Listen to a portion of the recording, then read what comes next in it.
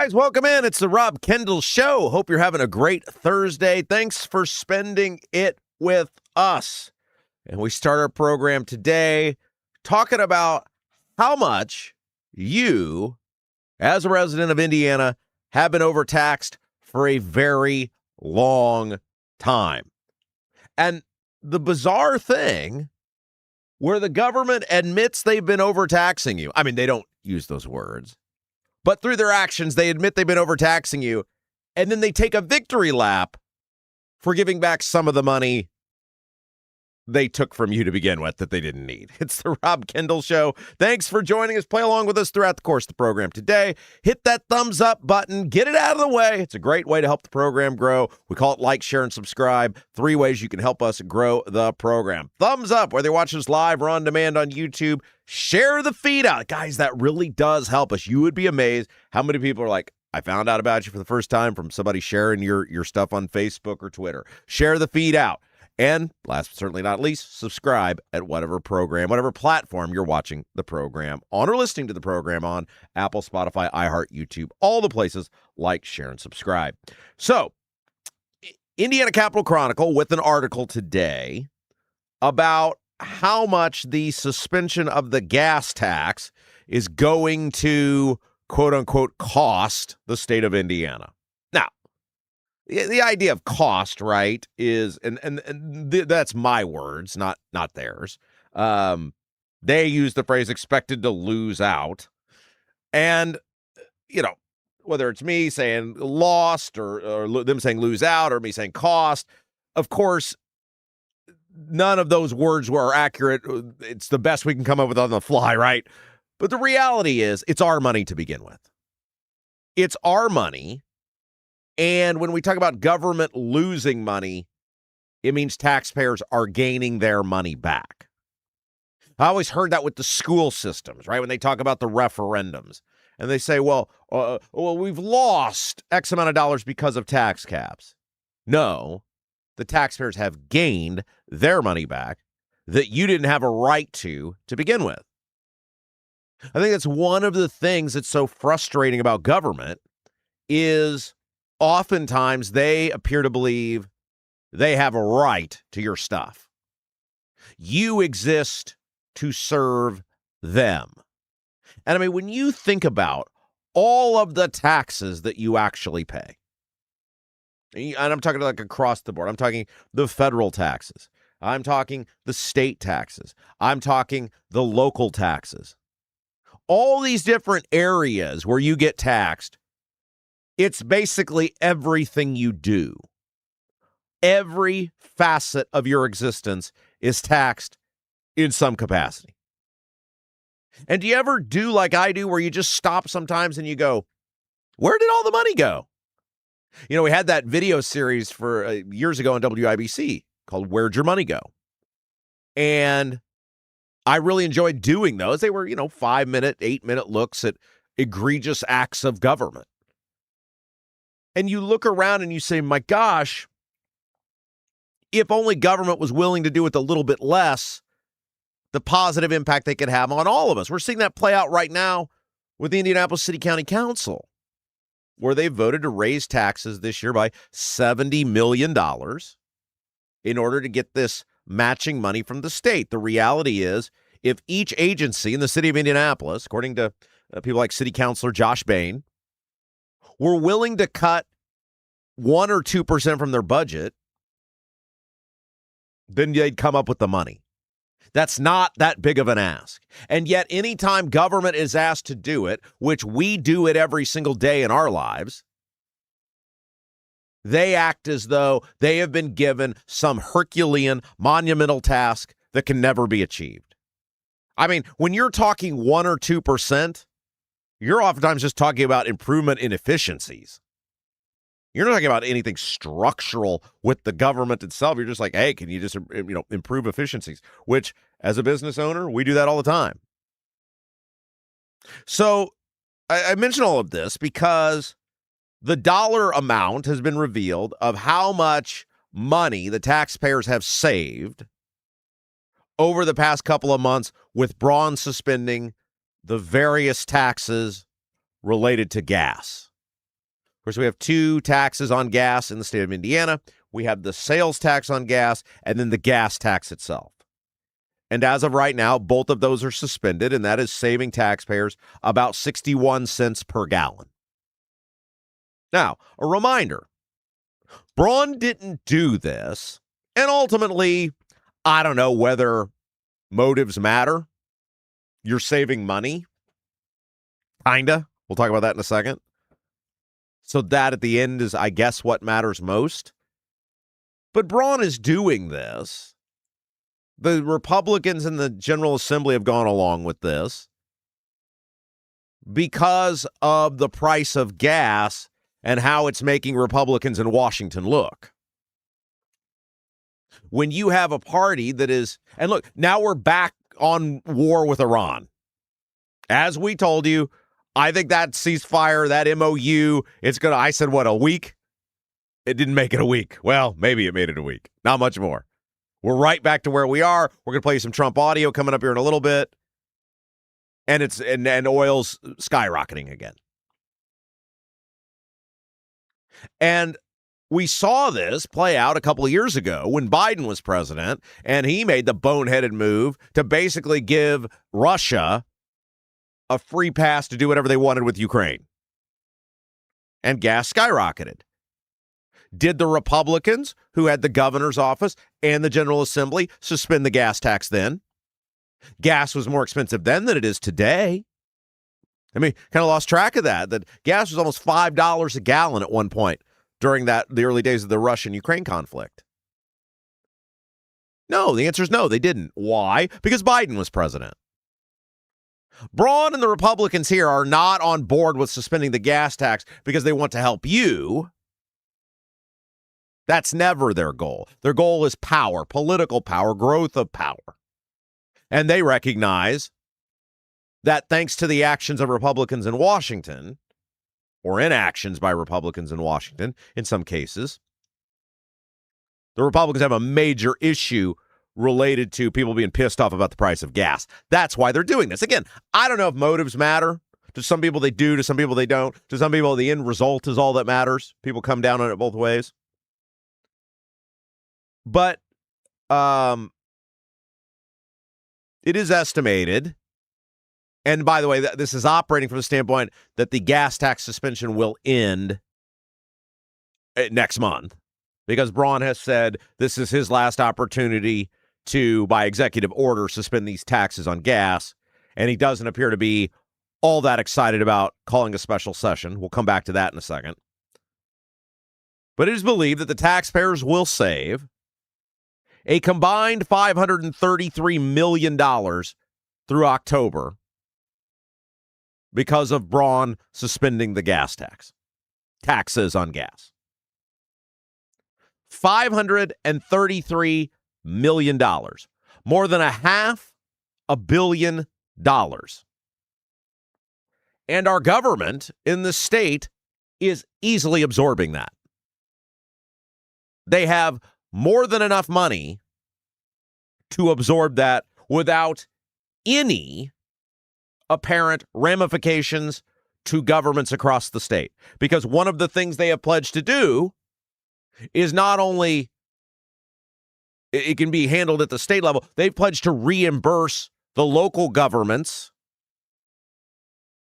for the amount of money that they're scheduled to lose because of the gas tax suspension. Part of the money from the gas taxes go back to local governments. And the Braun administration has said, we will fully reimburse local governments for all they're going to lose, which, according to the Capitol Chronicle, comes out to about $175 million. So our government is so fat that you can extract $500 million from revenues they were supposed to be seeing, and they just go, it's fine. Don't worry about it. Of course, they're trying to sell this to you as, look at what we've done. We have some of the cheapest gas in the nation, if not the cheapest gas in the nation, which is true. However, if you compare the price of gas today to what the price of gas was before the Iran war started back in March, gas was cheaper back then, even with Braun suspending the taxes on gas. So what am I supposed to do? Am I supposed to give the Republicans a pat on the back? Am I supposed to give the Republicans a victory lap?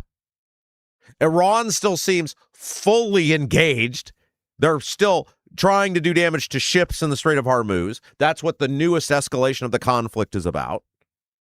And then America's response back. And now America is talking about escalating to new levels. Yeah, okay, we took out a couple of Iranian leaders. The same lineage of lunatics are still in charge. There's a lot of people that think the kid that's in charge now is even crazier than his old man, even more of a hardliner than his old man. So I don't think any of us should be elated that we're paying more for gas, even with the gas taxes being suspended, than we were 4 months ago, 5 months ago. But the bigger story here, as we've reiterated to you over and over again, is that the government is admitting they have way too much money. Our government can absorb a more than our state government can absorb a more than $500 million loss, air quotes, for those of you who are listening on Apple, iHeart, Spotify, can't see me, loss, and it's no big deal. There's not a single person on the Republican side that's objecting to this. I'll read you some of the quotes here in just a moment. $500 million, which is a pretty big amount of money, even in today's standards, and nobody's batting an eye. Why? Because they know the money's there. The money's there and not allocated for the daily operations of government. Now, of course, that brings us back to Republicans last year raised taxes by $1 billion to fund the government. So I guess they only raised taxes on us by $500 million since $500 million of it came back to us. Look at it however you want. What is not getting told in this story is that Republicans are taking, because you don't have an option to pay it. They're taking from you far more than they need in taxes. And because this is the kicker, let's just say the price of gas hadn't exploded. What would they have done with this money? They wouldn't have given it back to you. They didn't suspend these taxes on gas because they're worried about the tax itself or the amount of revenue they're collecting. They're worried because you're paying attention to gas and you're pissed off. More than $500 million of overtaxation just on this issue. Here's what Braun said last week. It's not going to cost us anything in the sense that we've got reserves that are there for that intended purpose. Bull. There's a rainy day fund, which, okay, you do keep some money back in case of an emergency. We're talking in the case of this about overtaxation, about revenues that have been greater than projections, greater than what is needed to run the government just in the past year. We're not talking about the like this very special fund that's set aside that we're dipping into. These are excessive revenues that have been collected in just the past year. Overtaxation. That's not reserves, that's theft. Like if some guy steals money out of the cash register at a convenience store and flees the scene, and then 6 months later comes back and goes, "Hey man, sorry about that robbery. Here's half your money back." Does the guy who owns the convenience store go, "Oh man, that's really nice of you. You're a swell guy. Thanks for giving me half of my money back that you stole from me"? The answer is of course not, but that's what they're doing here. They took money from you they didn't need. I mean, they don't need half the money they take anyway for the basic budgetary functions of government. But this is on top of that. And now they're trying to act like you owe them something, like some sort of thank you, because they gave you a fraction of it back. Breaking it down by month, $21 million in May, $43 million in June, $99 million in July, $108 million in August. Number will fall to $74 million in September, $14 million in October.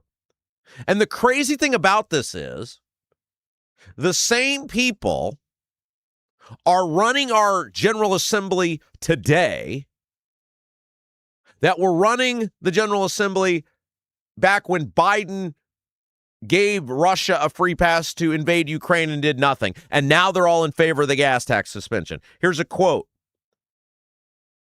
When they say the speaker, we're talking about Speaker Todd Houston, the Speaker of the House.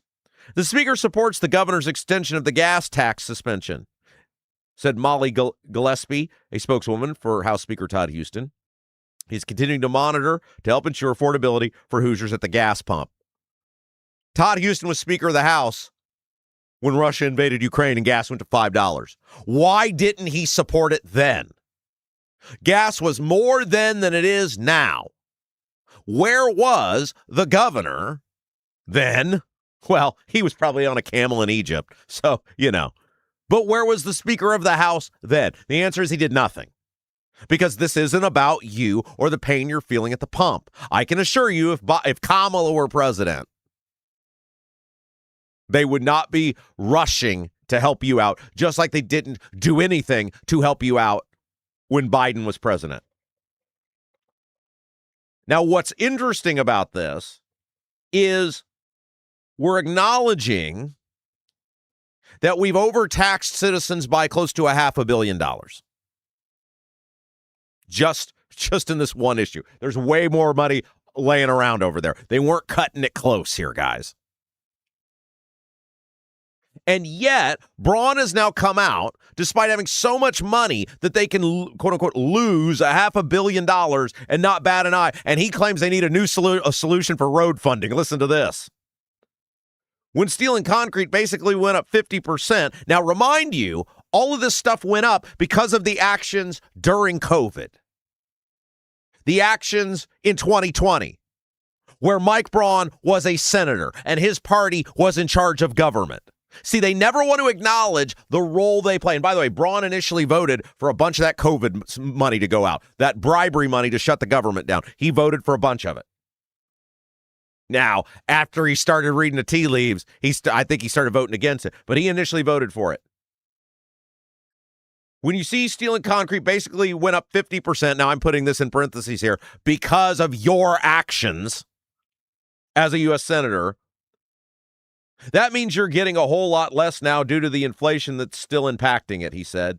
So yeah, there needs to be a discussion among Hoosiers, among legislators, what we do to address that if we want to keep everything in good shape. Now, this is the same group of people, because Mike Braun was in the General Assembly in 2017 and voted for the largest tax increase in the history of our state as a state rep. Mike Braun and many of the people still there today are the same people who in 2017 voted for the largest tax increase in the history of our state. And they told us at the time, this is our long-term funding solution. Some of us at the time raised our hands and said, first of all, taxation is always bad. Second of all, INDOT's never proven itself to be efficient with tax money. And third, idiots. People are getting better gas mileage. If you're going to do a road funding solution, doing it on gas seems like the worst tax possible. And we were told, sit down and shut up. We were told by people like Braun they had it all figured out. And now here we are, Braun as governor, saying we got to come up with a plan. I thought that's what 2017 was. If that wasn't the plan, why did you take all the money? Which clearly, based on what you're doing now, you don't need. And they just did a road funding bill last year. We've talked about this ad nauseum this week. That's how Indianapolis has the ability to raise all these taxes. It was in the road funding bill. It's how Braun has the ability to do unlimited tolling on I-70 with permission from the federal government. It was in the road funding bill. These guys keep failing, and then they keep coming back to you going, we got to come up with a solution. That's all they keep. We got to come up with a solution. You've had every opportunity to come up with solutions, and they never work. These people can't solve anything. And they're proving over and over again, it's not a revenue problem. You're doing your part. They always act like you haven't paid enough, like you're not doing your part. They always guilt you. They're not doing their part. They being the lawmakers. We don't have a revenue problem. We have an allocation of resources problem. We have a management of money problem. You would never put these, would you want any of these people? You know, Ed Delaney said this to us the other day, state rep, Democrat state rep when he was with us. You know, and he said, like, how did, and this is not the exact quote here, but he basically said, did Braun manage his business the same way that he manages the state? The answer is no. So either, and I think Delaney alluded to this, I'm not sure how much managing Braun was actually doing of the business. It's insane.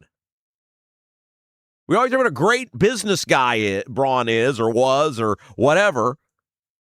Well, it sure didn't transfer over to the government because he keeps getting it wrong. Quote, Senator Bayh, was Rod Bayh, pro tem of the Senate, for now. Senator Bayh wants to make sure local communities continue to receive the road funding they need to maintain their local infrastructure, and he's working towards that end, said Melly Swigert, a spokesman for Senator pro tem Rod Bayh. Road funding is always an important topic in a budget session, and he fully expects that to be the case in 2027 as well. Again, I thought we'd settled the issue. You guys told me, and a whole bunch of other people who were like, this seems like a horrible way to fund the roads. Shut up. We got it. We're smart. You're not. And last year, when we said, hey, unlimited tolling to the governor seems like a horrible idea. Shut up. We're smart. You're not. These people, would you really want them running the business that your livelihood depends on? The answer is no. And so you get this. So just remember, every time you see these people try to take a victory lap about the gas tax suspension, they're only doing it because they overtaxed you by well over $500 million, and they have the money sitting there. And if the gas prices hadn't gone up, they'd just be spending it on something else. Nothing ever changes. Hey, you guys got a leaky chimney? Water in the basement? Cracks around the exterior of your home?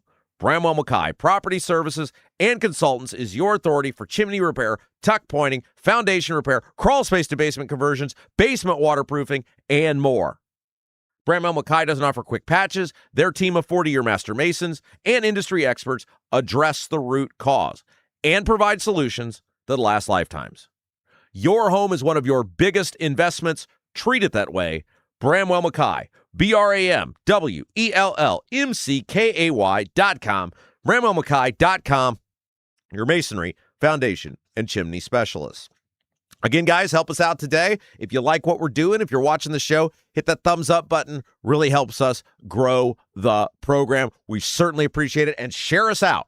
Share the feed out. You'd be amazed at the impact you can have just by posting us up on Facebook, on Twitter, and letting people know about our program. All right, let's take a break.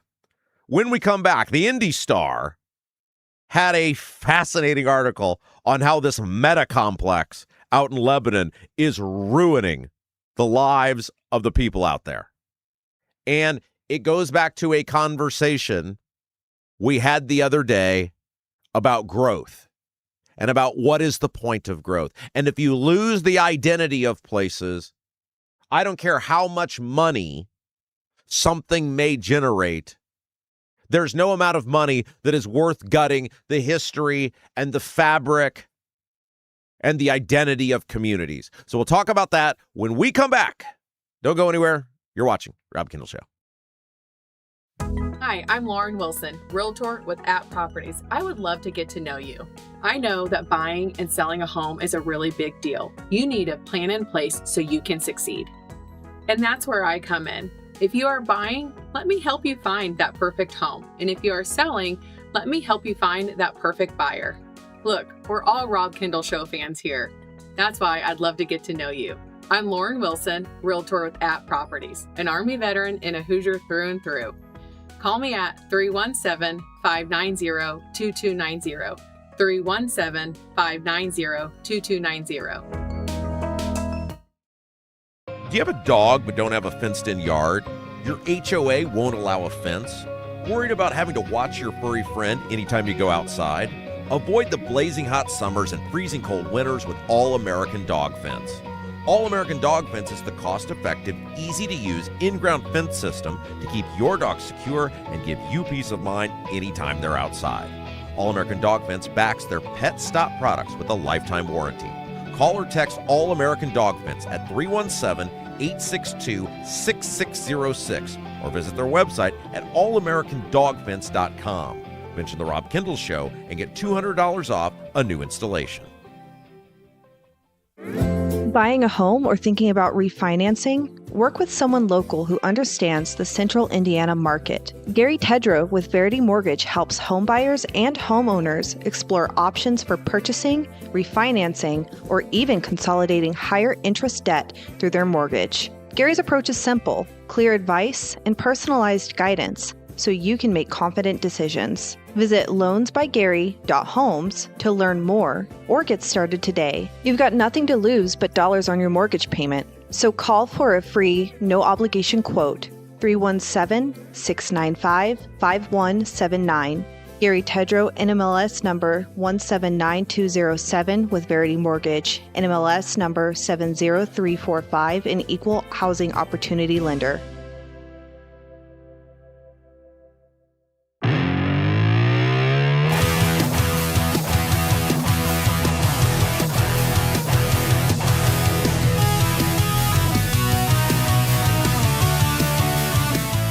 Hey guys, welcome back. It's the Rob Kendall Show. Thanks for joining us. You know, nobody does local like us. And it's one of the great thrills of being able to do this show the way we want to do it is we get the opportunity to talk about things the way we want to talk about them. And one of the issues that, and you guys know, we've talked about this for years, that is very important to me is I see, and it seems like it is at an accelerated fashion post-COVID, is the destruction of the character, the destruction of the history, the destruction of the lineage of communities. And we've talked about for a variety of reasons why that has happened. A big portion is money became so cheap that these businesses, these megacorps, were borrowing at massive rates, and it was worth it for them. I mean, we saw this a whole bunch during COVID. They call them spec buildings, where they build a building with no tenant, and they'll just throw it up. And sometimes they'll sit empty for a year or more. And I remember talking to somebody during COVID who's in this industry, and I said, how in the world are they able to do this? I mean, you're talking about these 40, 50, at the time, $1 million buildings, and they're just sitting empty. And the person said, money's so cheap, or was so cheap, that even if it takes them a year or 2 years even to rent the building out, because of the abatements they're going to get anyway, because all of these warehouses get these oftentimes 5 or 10 year abatements, they're going to pay a minimal amount of property taxes to begin with. The money is so cheap, and ultimately it would be foolish for them not to take the quote unquote gamble, because they believe ultimately they'll be able to rent the thing out. And even financially in the long run, if it takes them 2 years, because of the price of money and with the abatement, it's worth it for them to do it. And so our governments, plural, through a variety of reasons, from the feds on down, from the feds to the locals, incentivized this strapped basically rocket boosters to all of these companies being willing to buy up land, local governments without the restraint to say no, and putting all sorts of stuff places. Same thing was true with housing developments. Money for the builders was so cheap, and they knew eventually they would be able to get what they wanted, that they said it's worth the risk to pay these premiums. We obviously had an explosion of property premiums, and go for it. And at the end of the day, local governments have to be guardians of their community. I think that's one of the things that we don't touch on enough. It's easy to blame the feds. It's easy to blame the state. They share in the blame, certainly. And, you know, they're 1A, 1B. When you see these massive monetary decisions at a federal level, when you see these economic development incentives at a state level, yeah, it's bad.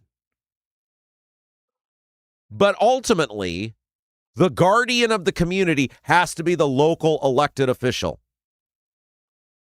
And more often, and we talked about this the other day, because we have people, because of the explosive growth, who start representing these communities who aren't from there, who didn't grow up there, who don't have roots there, who haven't even in some cases really established themselves there.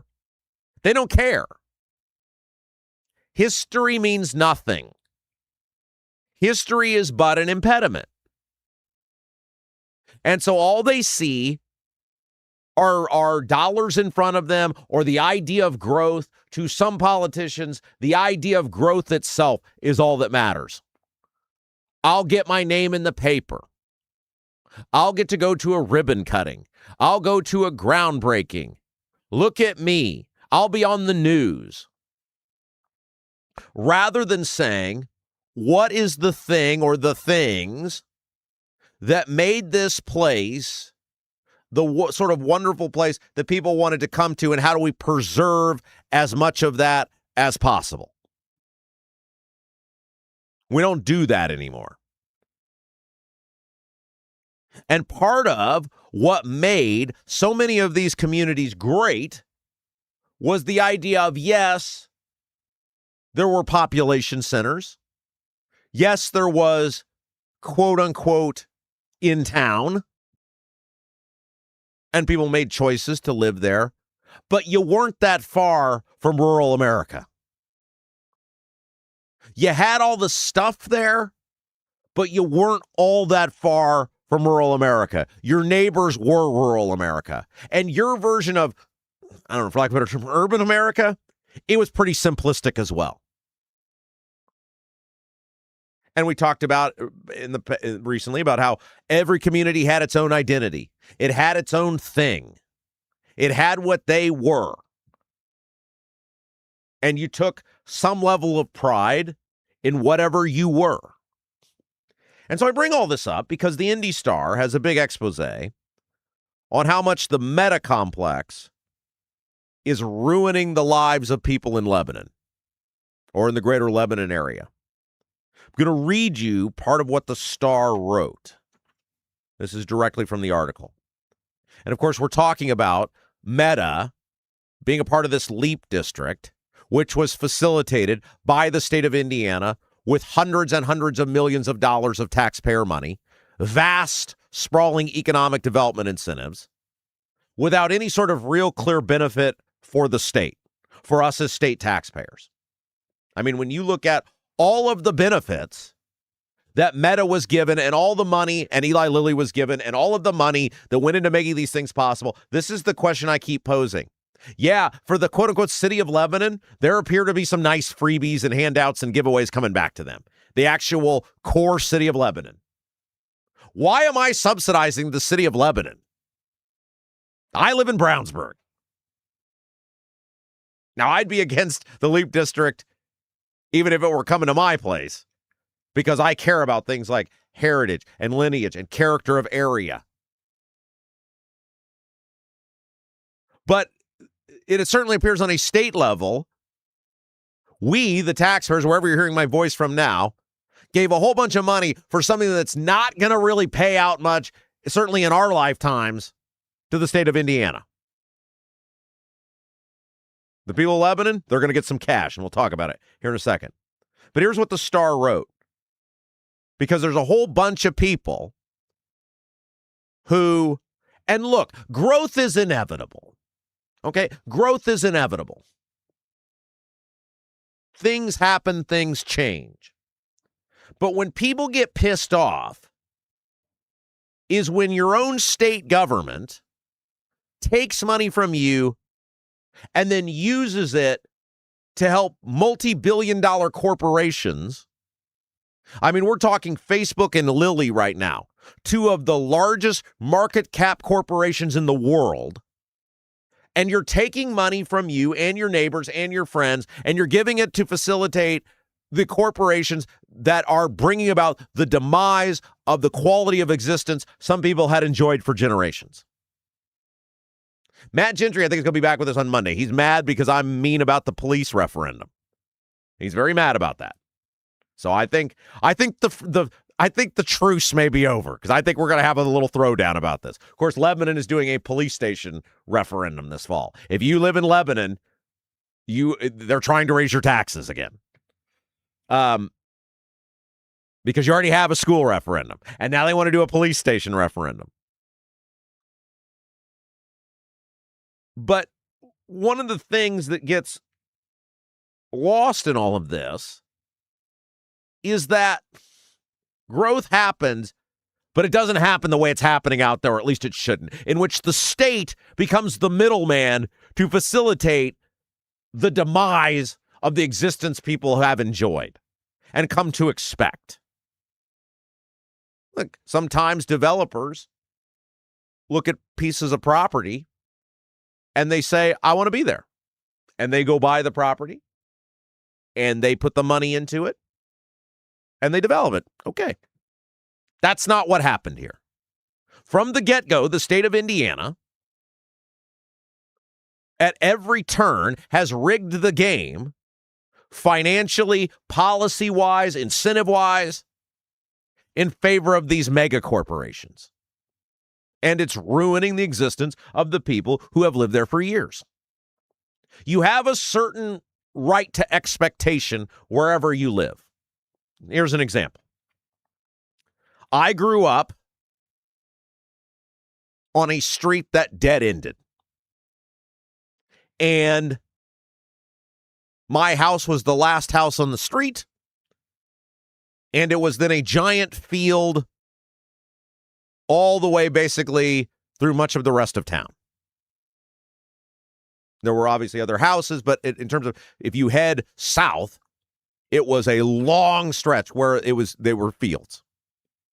However, I didn't live on a rural farmhouse. I lived on a town street that happened to, at the moment in the early 1980s, when that stretch of road was built, that's just where they stopped. And I got the privilege of living next to a field for the first 8 years. And it was beautiful. And it was awesome. And you could run in the field, and there were trees. And I missed things like snakes and field mice and things you don't see much of anymore, lightning bugs. You do occasionally, not like it used to. And I would give a massive amount of money to be able to return to that existence because it was awesome. But there also wasn't an expectation that will remain a field forever because it was I grew up on a town street. And I was surrounded by other townhouses. It just happened to the south and then to the west that there was just big areas of field. But everywhere else around me were houses and a high school. And you knew there was going to be growth. Now, I'm not saying the development they put in next to it was the right one. I think you can make a compelling case. There's a lot of development that went in there that wasn't the right one. But the idea there would be no development was never an expectation. And people didn't blow a gasket when stuff finally went in there. But when you live in literally rural America, when you live in houses that are an acre and a half, 2 acres, 10 acres, 20 acres. You're talking property sizes. You're talking literal farmers. You have a certain level of expectation of, hey, there's not going to be a multi-campus data center dropped into my backyard. As in, like, in some cases, almost literally my backyard. Right? And if it's going to happen, the state that I pay taxes to isn't going to take my money and do it to me. That's what we're talking about here. These people that have been affected by this, I don't consider them NIMBY people. There's a lot of NIMBY people NIMBY stands for not in my backyard, who no matter what you do, they're going to be pissed off about it. And I've dealt with, as a former elected official, I've dealt with NIMBY people. I have no tolerance for them.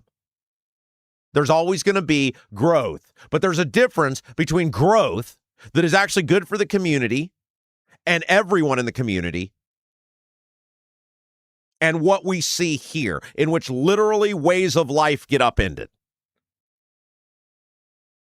And I'm sure Gentry and I'll get into this again when he comes in on, I think he's coming in on Monday. And we give Gentry credit. Unlike some of these guys that are big fat phonies who just bitch on the internet like Mike Young. Is he still going or did he give it up? Mike Young. Oh, yeah. At least Gentry is mans up and said, I'll say it to your face, and I respect that.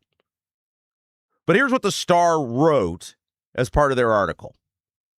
Day by day and night by night, on the outskirts of Lebanon, Meta is building a new outpost in its artificial intelligence empire, and the neighbors aren't happy.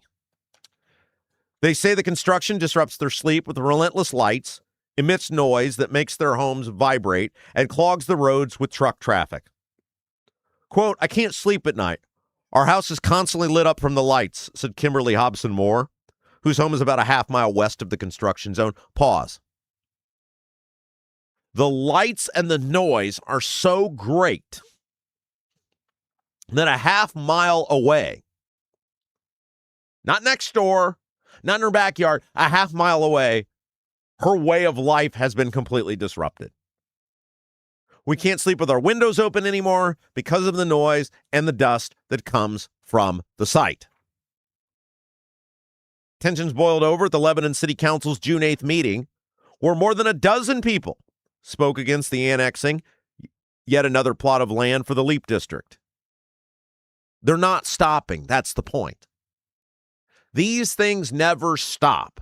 And this is where it comes back to local elected officials have to be the guardians of their communities.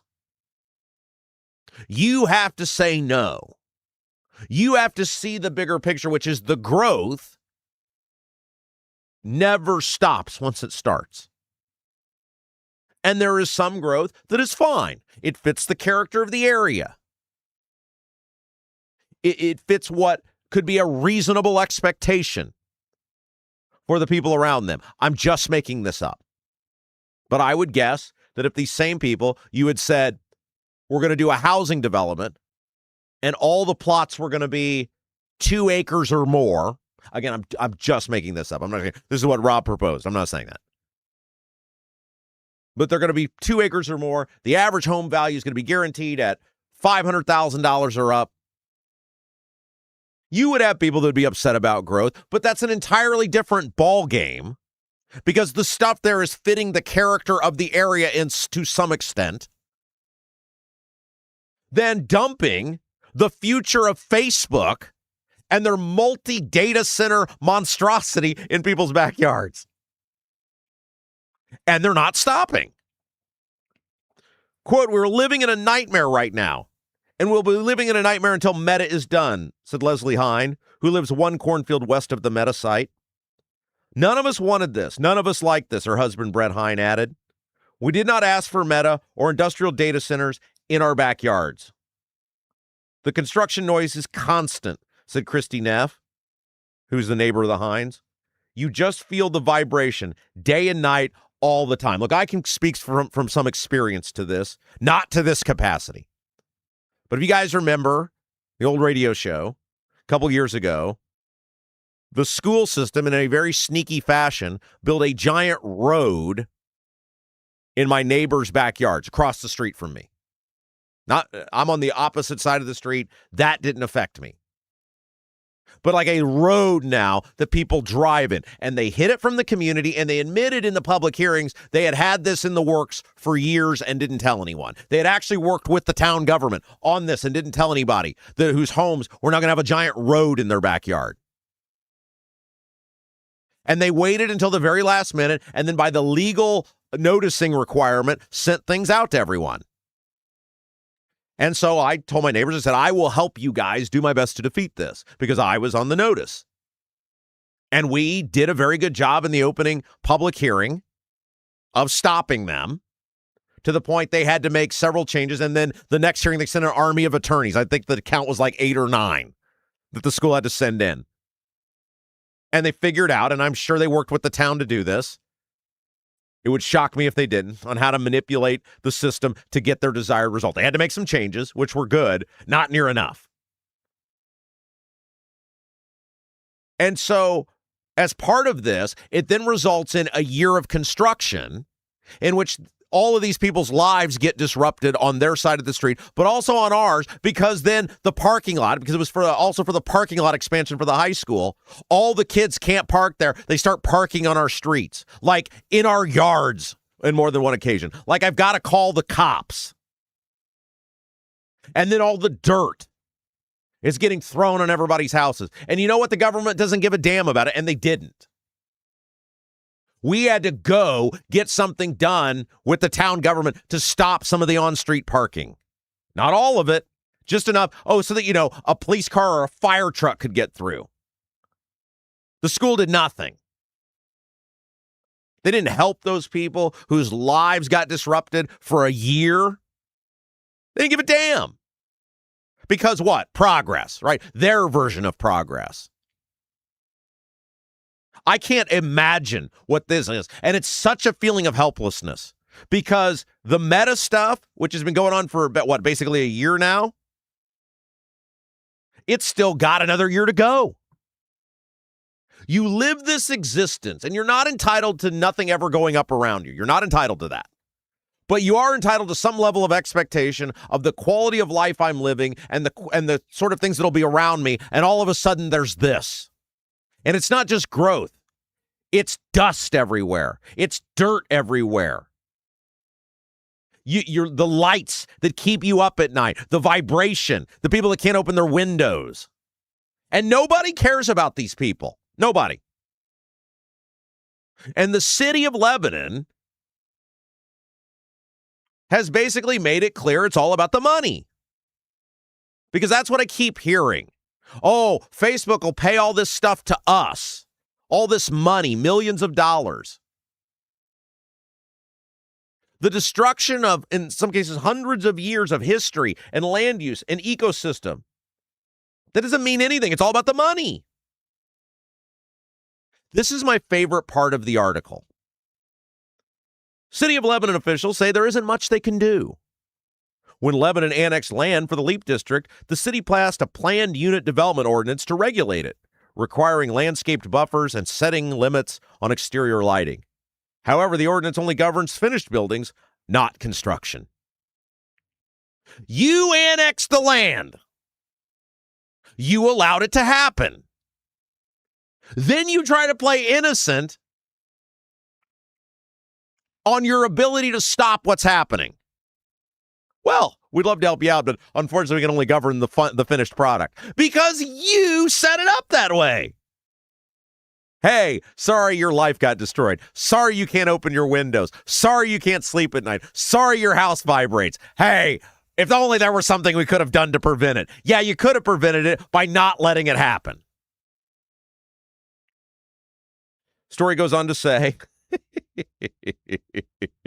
this summer, Lebanon officials are examining how other cities regulate noise and lighting for major projects. That research is just starting, but it could lead to changes to the city code.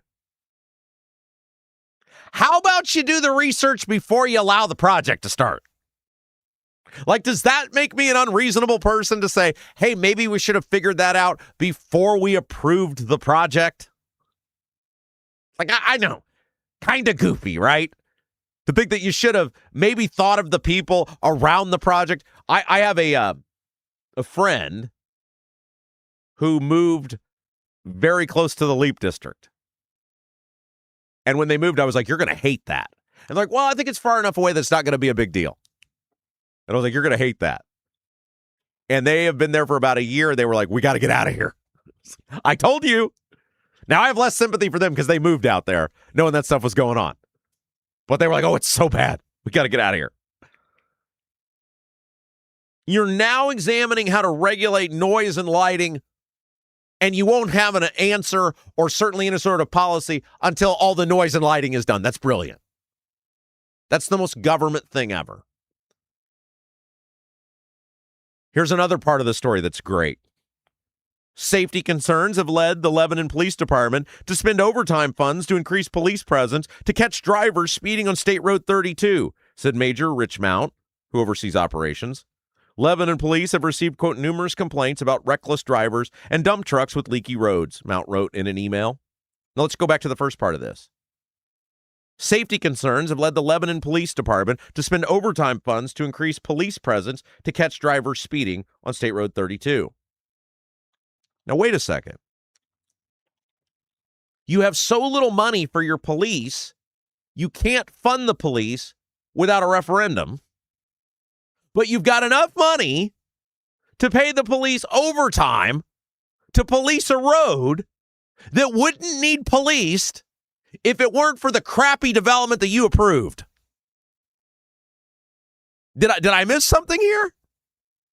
There's no money for the police without raising taxes, but you got enough money to pay the police to police a road with overtime funds that wouldn't need policed if you hadn't approved the development. Some of the impacts may ease within the next 6 months. Oh, congratulations. It'll fly by. A Meta spokesman wrote that the company's contractors expect to finish most of the earth moving and utility installation work at the site by the end of the year. But construction won't start in the buildings on the southern half of the Meta site until a section of State Road 32 is rerouted farther south. A project that the Indiana Department of Transportation doesn't plan to finish until next June. Another year to go for these people. Look, again, growth is inevitable. Growth will happen. But communities have an obligation, the people who run communities have an obligation to ensure that the growth that comes is the growth that works for the community. And part of working for the community is working for the people of that area who have certain rights. They have certain expectations. That doesn't, and it's not just Meta, it's not just Leap, it's not just Lebanon. It's happening all over the place, in which we see things that made us great as a state, things that, quite frankly, made us great as a country, things that made us great as Central Indiana. We're seeing them eviscerated. And once they're gone, they're never coming back, and they just become a footnote in history. Do you guys have a dog but don't have a fenced-in yard? Your HOA won't allow a fence?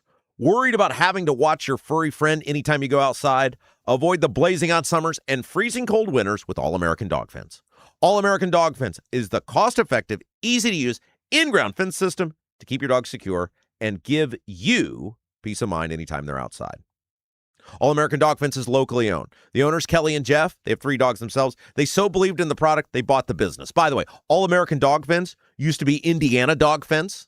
Their owner, Bob Swarm, huge fan of our show. So the current owners, All-American Dog Fence fans of our show. The previous owner, Indiana Dog Fence, Bob Swarm, huge fan of our show. Bob recently retired, so the folks at All-American Dog Fence wanted to thank Bob for building a great company, Indiana Dog Fence. And you can get that same great service that people have relied on for years now with All-American Dog Fence. Call them today. 317-862-6606, 317-862-6606, or visit their website at allamericandogfence.com, allamericandogfence.com. Mention the Rob Kendall Show. This is an incredible deal. Mention the Rob Kendall Show and get an incredible $200 off. I know one of you called the other day, and it was great service. They were with one of the big guys or looking at one of the big guys, and the service and the timely manner and the cost and all of it was just great. 317-862-6606. All right, we'll take a break. Lots of audio when we come back, including Bayh. He said something, I like it. He said how he's running this fall. I like it. I think it's smart. We'll talk about it. We'll play it for you when we come back. Lots of audio to get to. You're watching Rob Kendall Show. Right now, everything's expensive. That includes things you need around the house. If your water heater, water softener, or well pump goes out, or even if your toilet stops working, you could be looking at a major expense. Don't let your next call to a plumber break the bank. Call John at Black Sheep Plumbing. John is a Hoosier lifer who takes pride in and stands behind his work. That's why all basic services and repairs with Black Sheep Plumbing come with a 2-year parts and labor guarantee, with water heaters having a 6-year parts and tank guarantee. Call or text Black Sheep Plumbing for all your needs today and speak directly with John, the owner. 765-315-7558. That's Black Sheep Plumbing at 765-315-7558. Did you know Honeysuckle Hill in Brazil offers more than just a fabulous made-from-scratch meal at the bistro? It also has an adjoining cottage, great for a perfect, relaxing weekend away with a scenic waterfront view. The cottage offers 3 bedrooms, 2 baths with spa-like tile showers, full kitchen, living room with fireplace, laundry facilities, and a full deck overlooking the lake. And Andy, one of the owners, delivers breakfast in a picnic basket at 8:30 each morning. Plan the perfect weekend away at the scenic Honeysuckle Hill property on the water in beautiful Brazil. Book today by visiting their website at honeysucklehillb.com. Are you seeing cracks in mortar, moisture working through walls, facade or structural failure beginning to surface? Bramwell Mackay sets the standard for exterior and structural building solutions. Our 40-year master masons and industry experts address moisture intrusion, failing foundations, masonry deterioration, and more. From preserving historic landmarks to addressing modern building envelope issues, Bramwell Mackay delivers full-spectrum service with white-glove professionalism. In Indianapolis, call 812-33-BRICK. 812-33-BRICK.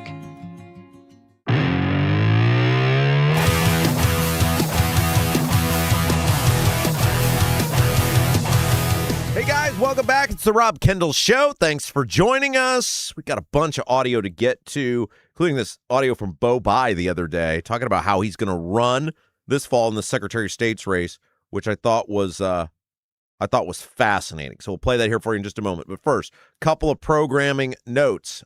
First of all, save the date, October 3rd. We're having a big party. Well, we're invited to a big party. It's at our friend John Russ' house. Of course, he sponsors our third hour, his estate in Seymour. And all you fabulous viewers, listeners of the Rob Kendall Show, you are invited. There's going to be, and by the way, this is a celebration of America's 250th birthday, patriotic music, antique car show, lunch catered by Double D's. Yeah, bam. How about that? I'm going to give a little speech about how often the country is, whole lot more. Seymour's Oktoberfest going on down there as well. So when you're done at the event, you can go do that.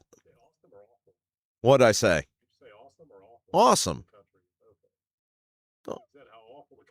Awesome. Hey, you want to sit here and do a 3-hour show?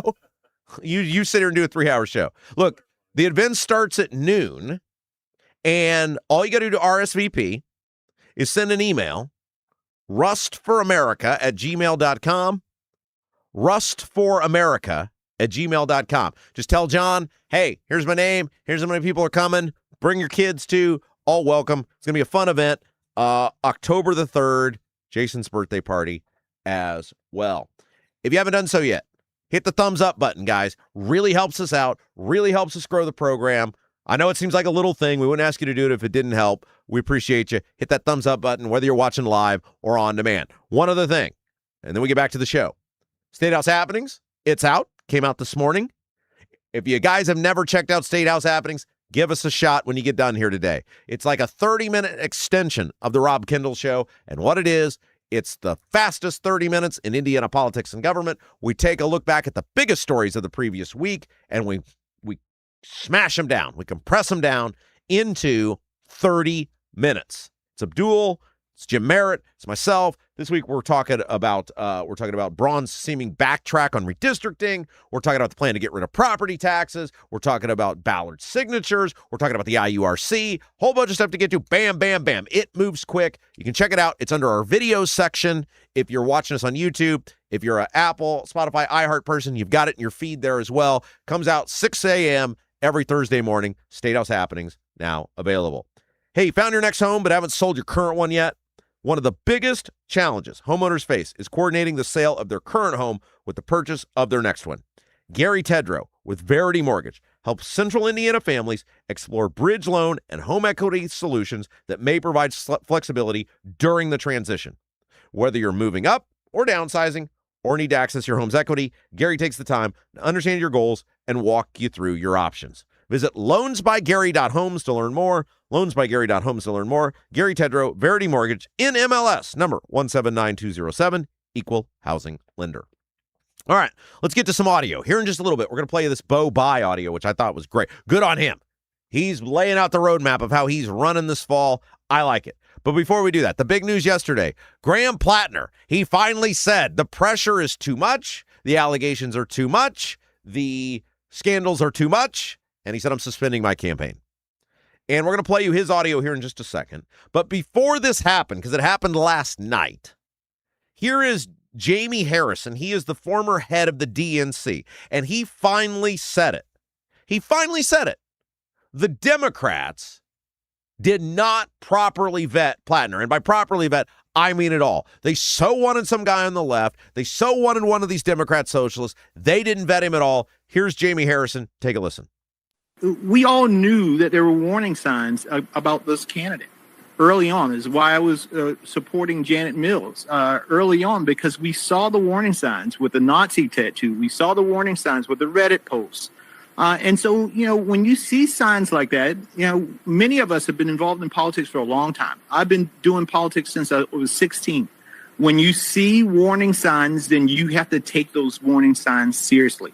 Then you do more vetting and you make sure that there aren't other big issues out there, because these races are too important. Democrats have to win this Maine Senate seat. It is crucial in order to take the majority. And so I know folks are looking for, we want authentic candidates and we want this and that. Well, there are authentic candidates that have not been accused of raping a woman. We all knew that there were warning signs about this candidate. Okay, fair enough. But you guys did nothing about him. You guys stood behind him until it just became too much. It's exactly what went down with Diego. It's the exact same thing that went down with Diego. Different set of allegations. But in terms of one scandal after another, everybody knew what he was. Everybody knew. I mean, some of the stuff wasn't even accused. It was just brazen what he had done. And nobody did anything until it became evident he was going to lose. It's one thing to say during a primary, hey, this guy's bad. There's another option. I'm for her in this case, Janet Mills, and start talking about how bad the guy is. But after he had won, nobody was saying anything. Nobody was doing anything. You were going to tolerate him until it became too much. So many of these Democrats now who have abandoned or come out against, or like this guy saying, see, he wasn't vetted. The red flags were everywhere. Then why didn't you do something about it? Everybody got on board once he was the guy, even though all the stuff was known, because the winning and the power and the money is what mattered most. Same thing with Diego. Identical. Different allegations, different acts of brazenness, but same thing. Republicans here, Democrats there. All right, so here is Plattner making the announcement that he's suspending his campaign, and he basically says it's a conspiracy against him by the media and the establishment.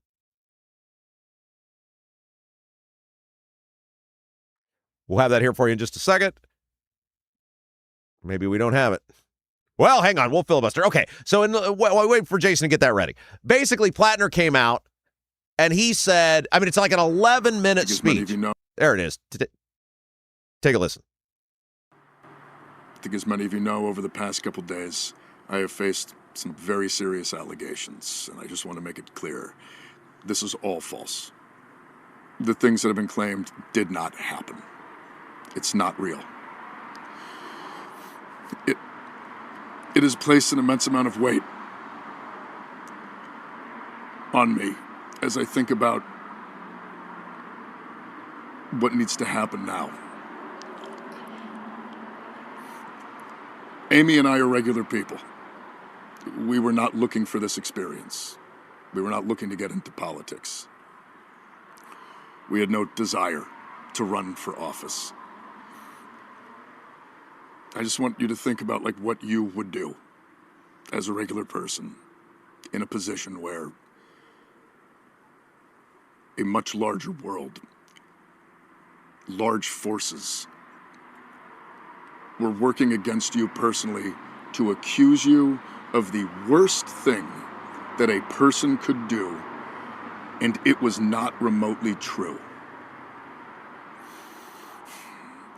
I learned about this through press inquiries, with no time to truly respond, no time for investigations before a corporate media system and the political establishment got to act as judge, jury, and executioner.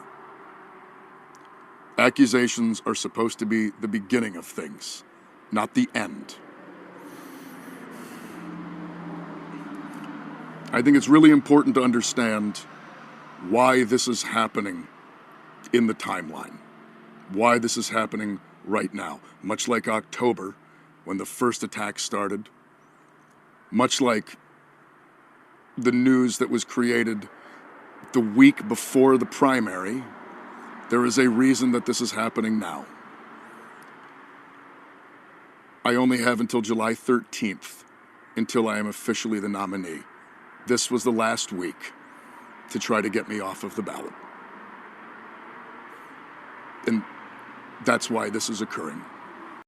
Okay, so zero acceptance there, right? Like there's zero, hey, I did some things wrong, right? Like there's nothing. Like none of it exists there. And I think that tells you a lot about the guy. Because whether or not the latest allegations are true, the allegations that have surfaced now were opened up based on the stuff that we know. We know about the Nazi tattoo. We know the things he's allegedly said about the Nazi tattoo. We know the previous posts he made on social media. We know the apps he was using while married, while he was running for office. We know the women that he was corresponding with. There's just numerous allegations against this guy that made these latest allegations, gives them all sorts of validity. And you've got two women also who seemingly didn't know each other telling of identical types of behavior, the stuff with the condom removal. There's no acceptance of anything. Even if these allegations of these women are not true, the stuff that is true is what led to it, and he doesn't acknowledge any of that. Look, people's private lives are their private lives until you say, I want to be one of the most 100 powerful people in the world, in the country. When you want to have control of trillions of dollars and decide whether people go to foreign countries and fight and die and decide whether people can come into our country and who gets health care and who doesn't, and all of these things, your personal behavior gets scrutinized. If you're a regular Joe Schmo, you be on whatever apps you want to be on. You have whatever tattoo you want to have a tattoo. That's for you and the people you associate with or the people who decide to associate with you or decide to be married to. I don't care. I do care, though, when you want to be one of the most 100 powerful people in the country. You're not a victim. He knew this stuff was in his past. And by the way, I'm starting to sound like Diego. And by the way,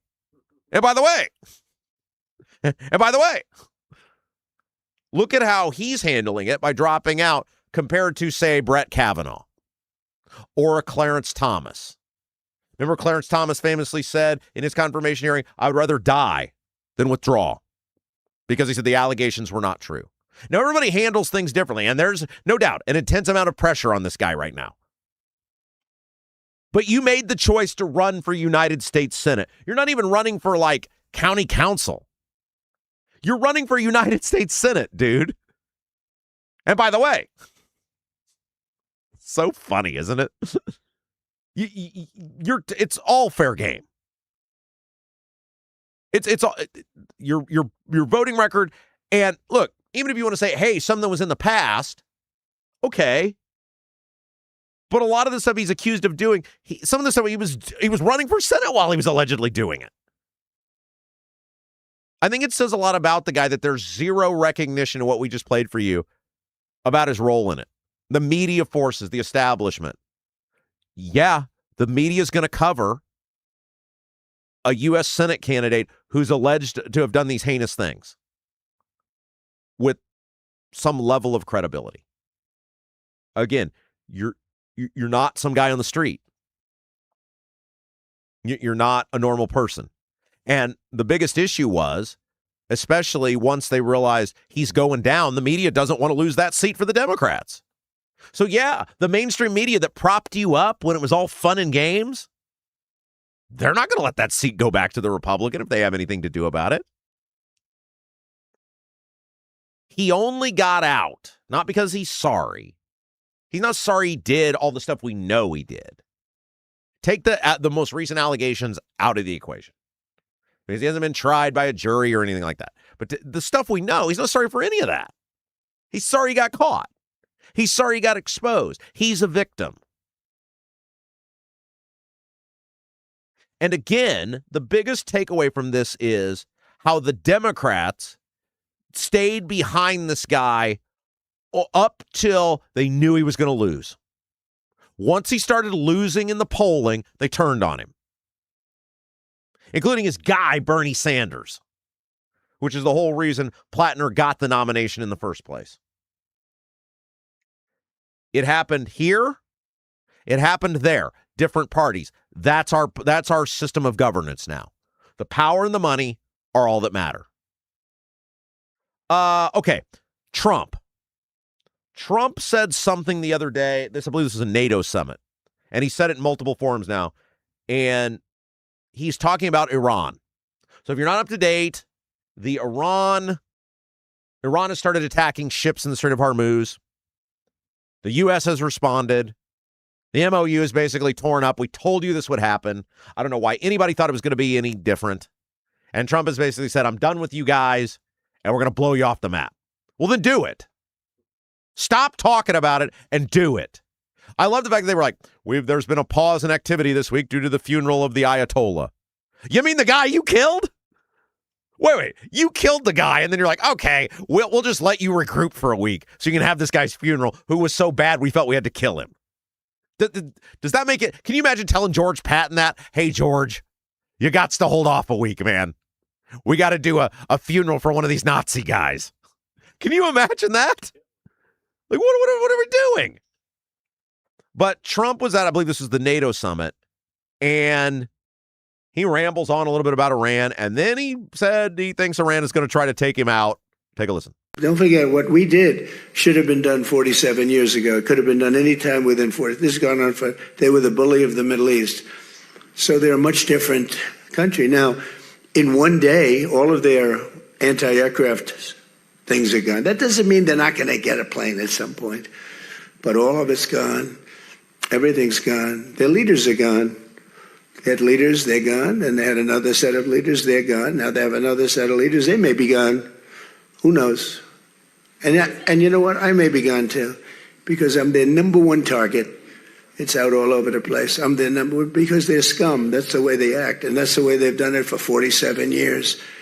But I'm doing what's right for the country. I'm doing really what's right for the world. They have to be stopped. And they've killed thousands, hundreds of thousands of people. They killed 52,000 protesters over the last 3 months. So when you say we're not doing well, I think we're doing phenomenally well. Our military has been incredible. Look, man, there are people that go crush him for saying he thinks they're doing well. This is not well. Take them out then. What are you doing? I'm sick of hearing about it. Do it. March, April, May, June. We're on month 5. And these guys are all still there. I mean, yeah, okay, you took out a couple of the main guys, but they just get replaced by the same people. Like, what happens next? Do it. Like, what are you worried about? Oh, he went on and on. I didn't have time to play it all, but we're going to take this. Kang Island is the big one that helps control the oil through Strait of Hormuz. We're going to take that. We're going to knock out their electric grid. We're going to take out all their roads and their bridges, their water supply. Then do it. Stop talking about it and do it, or shut up about it. Like, I'm so sick of this. Sick of it. All right. The main piece of audio I want to play for you guys today, because you know what we do here. We do local, right? Bayh was on with Gary Snyder. Gary Snyder's a podcaster from Northeast Indiana. And he's talking about the race for Secretary of State. And one of the big questions now is, how do the Democrats, how does Bayh run his campaign now that it's not Diego? And I think they had anticipated running against Diego Morales, which is one of the reasons why he chose Secretary of State. And one of the things that I have said, and look, there's going to be all sorts of Oppo research on Max Engling. And I'm told it's going on right now, and there's some interesting stuff that people are finding. Now, what exactly that is and what it translates into, don't know. We'll see. Could be nothing. I talked to somebody familiar with the process yesterday, and I said, what sort of vetting actually went on with Engling? Like, because they got to get rid of Diego. They're in a panic. Hey, Engling. And I said, what sort of vetting? I'm talking like the tippy top people before he pulled the trigger. And they said, not much. They just banked on, because he'd worked for Banks and because he'd worked for McCarthy, that he was good. And they said, hopefully they'll be right. Or the Bayhs don't find it. Or Ballard doesn't find it. By the way, don't underestimate the resources Ballard's going to have now that he's on the ballot and the people working for him. But one of the questions is going to be, how does, at least publicly, does Bayh handle not running against Diego? And the case that I've made from the beginning is run against Diego. Diego is a symptom of the disease that is the Republican Party. Diego only existed and was allowed to exist because the Republicans let him. And then they got rid of him because they knew he was going to lose. Run against Diego. Diego is still the Secretary of State. Every day, remind people of what the Republicans were okay with. Bayh was on this podcast with Gary Snyder, and he essentially said he's going to do that. He's running against Diego, and the Republicans' refusal to do anything about him. Take a listen. The problem that they are running into is that when Max Engling is given the chance to disavow the corruption and the incompetence, and he doesn't take it because he's completely loyal to his team and not to the actual voters and taxpayers of our state, they're going to run into another electability problem, because Hoosier voters are smarter than them, and they're tired of the corruption. They're tired of the incompetence in this office, and we are ready for fundamental change. We're not ready to keep this office in the hands of the insiders that are propping up Max Engling, that had been unwilling to call out Diego Morales for the past 3+ years until they realized he was going to lose. We need fundamental change in this office. We need accountability. Hoosier voters are hungry for that. Max Engling is incapable of providing. That's got to be the case. I mean, you noticed Engling's plan for the special investigator has disappeared. You notice he didn't stay on that one very long. Gee, who told you that? And that's one of the things Bayh's got to use to his advantage, which is Engling can't condemn Diego. He's not allowed to.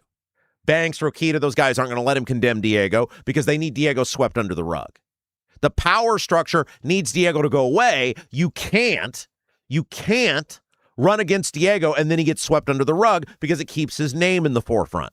It keeps what he did in the forefront. And so Bayh really needs to use that to his advantage. It sounds like he's trying to do it there by saying, I'm running against Diego because Diego is the Republican Party. Don't let the Republicans dictate the terms of the engagement. Don't let the Republicans dictate the terms of the battle. And in this case, the terms of the battle are who your opponent is. They got rid of Diego because they knew how toxic he was. Don't let it go away. You've got to expose Diego and the Republicans who allowed it to happen. It seems like that's going to be a talking point for him now, and that's a good thing. All right, one other piece of audio. Fetterman. Fetterman's kind of interesting, isn't he? Like, look, let's face it. The overwhelming majority of these people in the U.S. Senate are just boring as hell. And most of these politicians are. I mean, state level, local level, federal level, they're just boring. We talked about this the other day. It's like these guys who always are like talking about these politicians they're having on their show. Unless you're going to fight with them, what fun is that? They're boring. You know, when we have them on, most of the time, it's to brawl. Not every time. And we had Ed Delaney on, but he was talking about different stuff than what you hear everywhere else around here, which is people just kiss the ass of these Republican politicians and they don't challenge them. And so Fetterman is one of the few guys who, like, anytime he's doing an interview, you're like, I should probably watch this. He may say something crazy. There's very few politicians out there that are actually entertaining, that actually give you a compelling reason. And I don't think it's because Fetterman's a great entertainer. I just think he's got some issues still. And so he's likely to say whatever's, hits him. And so he got asked who he thought the leader of the Democrat Party is right now. He said they don't have a leader, and he said they're led by Trump derangement syndrome. Oh, we don't have one. I think the TDS. I think that's the leader right now. Right now our party is governed by the TDS, and now it's made it virtually impossible without being punished as a Democrat to agree something's good, or I agree with the other side. And I would define that by epic fury. I am literally the only Democrat in America in Congress that I've come across that's saying, I think it's a great thing to break and destroy the Iranian regime. I think it's entirely appropriate to hold them accountable. And what's strange to me that every single Democrat that's run for president and anyone that I know in Congress says we must never allow them to acquire a nuclear bomb. When that happens, why not celebrate that or acknowledge that? I have only witnessed just criticism and this kinds of attack. Like, yeah, you don't have to agree on every single thing, but when a good thing happens, just because it comes from the different party, that tells me that you're choosing the demand of the base or the party over country or what's really, I think, appropriate in that circumstances. I mean, he's right. It's hard to argue. There is no leader. They don't stand for anything. And this is why, even though the Republicans and Trump are so unpopular, that you look at the polling and it's still a jump ball. Republicans are within striking distance of the Democrats as it relates to the fall elections, even though historically everything should be working against them because the Democrats are void of any meaningful policies or people or reforms or ideas that are going to help the people of this country. Guys, it is Thursday. That means it's loaded baked potato day at Double D's in Clayton. Of course, Double D's, Southern Barbecue, the owners, Tina, Dennis, their son Garrett, they run a tight ship over there.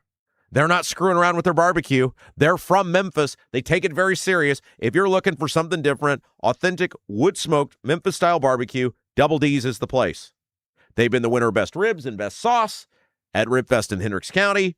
The inside of the restaurant, because Tina, she worked at Graceland, it's Elvis-themed. Yeah, it's a little out of the way. Totally worth the trip. In Clayton, right there at 40 and 39. Double D's, Southern Barbecue. It's loaded baked potato day as the special. And I know several of you have been out there to try the loaded baked potato, and you have said totally worth the trip. You can see it all. Full menu. Ribs, brisket, and more. Double D's is open Wednesday through Saturday. Wednesday through Saturday. Get the full menu. Ribs, brisket, and more. DDBBQ317.com. DDBBQ317.com. All right, we'll take a break. When we come back, the latest. Remember last year when there was the massive scandal with Indianapolis city government about Thomas Carl Cook, the mayor's right-hand guy, and how he basically was allegedly using his position of great power to get women into relationships with him? And then there was this huge investigation, and the city spent all this money, and they were going to come up with these reforms to prevent it from ever happening again. Yeah, basically nothing's happened. None of it should be surprised. We'll tell you the details when we come back. You're watching Rob Kendall Show.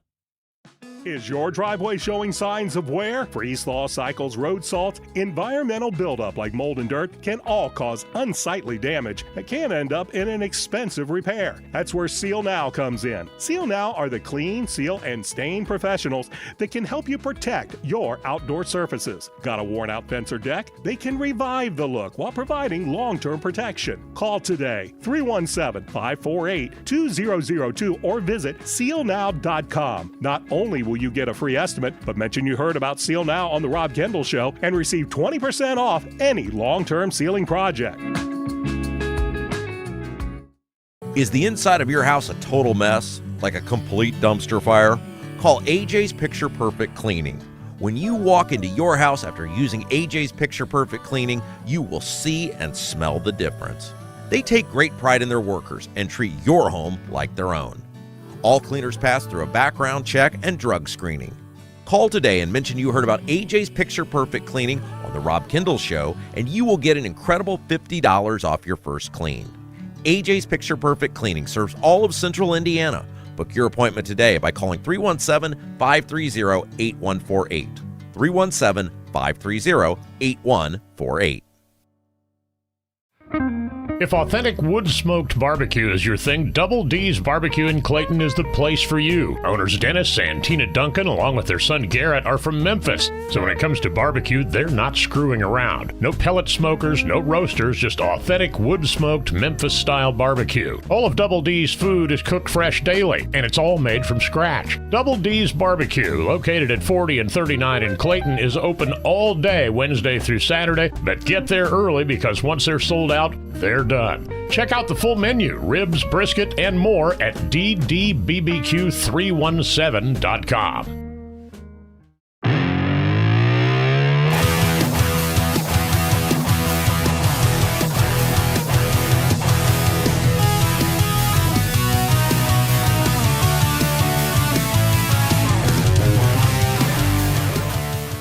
Hey guys, welcome back. It is the Rob Kendall Show. Thanks for joining us. You know, nobody does Indiana news, politics, and government like us. You can really help us out if you like what we do. Just hit that little thumbs up button. Really helps us grow the program.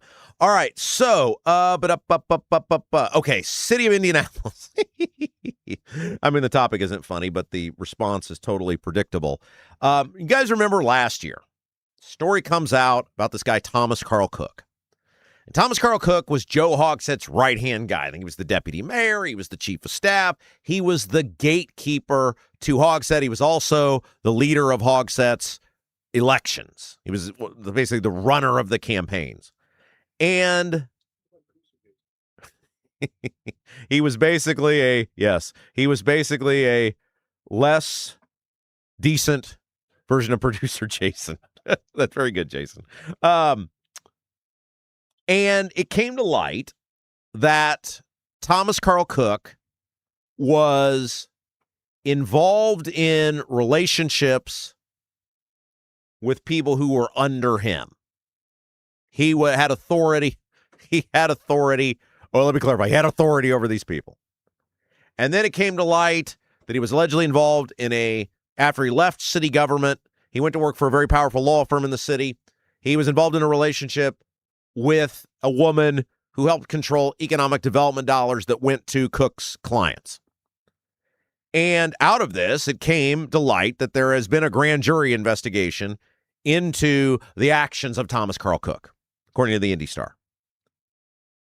And in this investigation, it came to light that at least one of these women that Cook was involved with went to Hogsett about what was going on. And there's recordings and nothing happened. And there's emails and all this stuff and nothing happened. And the city then spent a massive amount of money to hire a third-party law firm out of Chicago, Fisher Phillips, $450,000, according to the Star, to investigate how the mayor handled the Thomas Carl Cook allegations, because a reasonable person, especially with the evidence provided by these women, says, hey, there's no way the mayor didn't know. And the big issue was not only that the mayor essentially gave Cook time after knowing about these allegations to find a great landing spot, and most people believe helped him find that great landing spot. He then brought Cook back for his reelection campaign in 2023. He was unpaid, but he essentially ran the mayor's reelection campaign in 2023. And more than 2 years later, since these allegations surfaced, and more than a year after, according to the Star, an outside investigator called for harassment complaints to be handled outside of the mayor's purview, the Indianapolis City County Council still hasn't changed how the city deals with employee allegations. I mean, what this investigation basically said is, not so many words, but this guy knew, right? It became abundantly clear. Mirror Indy Star did reporting. This guy knew. He didn't handle them properly. Cook reports to Hogsett he can't handle them properly. You got to set up a third party to review these things so that they get handled properly. Now, again, Thomas Carl Cook is entitled to be in a relationship with whoever he wants. And his indiscretions, or whatever you want to call them, are between him and who I believe he was married to at the time. But you can't do it with people that work under you in government. You can do whatever with whoever, but except for this little block right here, right? It shows how, and we talk about this a lot, it shows how entitled these people are. It shows how power hungry they are. It shows how above everyone they believe they are. Again, you can have a relationship with whoever you want except this group of people right here in city government, because you're basically the boss. I mean, Hogsett is technically the boss, but we all know there's a lot of times Hogsett probably ain't the boss. And yet he thumbed his nose at it. He being Cook. And Hogsett's government, Hogsett, appeared to know about it and did nothing about it, which is essentially then condoning the behavior. Now, according to the Star, who has a big expose on this today, if you guys want to read it, both Hogsett's office and members of the city council say they're concerned about victims' privacy, and that's why they haven't formed the third party to report the allegations to. So we're led to believe Hogsett, who knew about Cook and did nothing about it, is holding up, setting up this third party that the investigation said should take place because he's concerned about privacy for the victims. And the city county council's going along with this. Hogsett's office claims they've already made changes on their own and says it opposes the idea of the council creating an independent body to examine misconduct claims because of how public record laws could reveal victim confidentiality. Bull. He doesn't want the third party because the third party wouldn't be accountable to him. And one of the things that fascinates me about the city of Indianapolis is, despite what a proven dumpster fire of a human being Joe Hogsett is, nobody ever stands up to him other than Jesse Brown. Even on the Republican side, they don't stand up to him. The one guy who regularly takes Joe Hogsett on is Jesse Brown, Democrat socialist. Everybody else remains totally subservient to this guy, and I don't get it. It is mind-boggling to me that no matter what this guy does, no one ever steps up and says, enough. Remember when they were trying to get rid of Hogsett and how they had to strain to even get a handful of people to say Hogsett should step down, should resign? Remember how when they were trying to get removed, how the city council handled these women and their allegations, and they kicked the one woman and her supporters out of the meeting? how they struggled to get a handful of people to stand up and say, hey, we got to make a change at the top how the city councils run. Nobody wants to take on the power structure in the city of Indianapolis on either side. One of the women who accused Cook of the behavior was Lauren Roberts.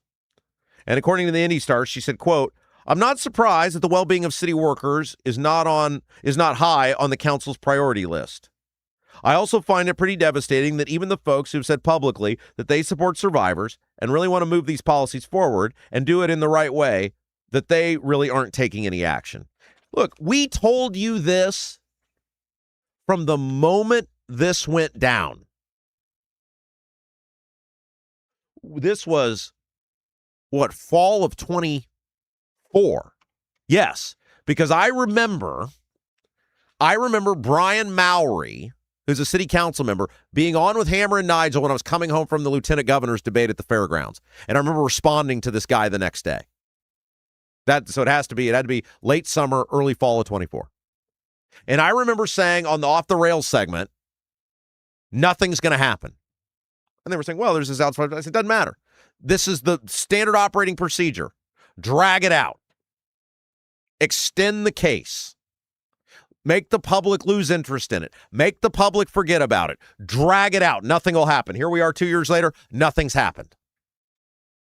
It's just like, look at what Mark Sanchez is doing. How many times has his case been continued now? Like 8? What's he doing? He's exhausting the case. He's dragging it out. The public has largely lost interest in it. Sure, it makes the news, like when they extended the case, but it's just a blip on the radar. That's what I knew it. I said it at the time. I know these guys better than they know themselves. And I said, the issue here is the Republicans are totally useless. They're not going to do anything. They didn't. The Democrats, other than Braun, they're not going to do anything because they're afraid of Hogsett. They didn't. So why wouldn't Hogsett just drag this thing out and hope everybody forgets about it? And that's what happened. It's exactly what happened. You know, we used to be pretty popular because we know these people. We know how they operate.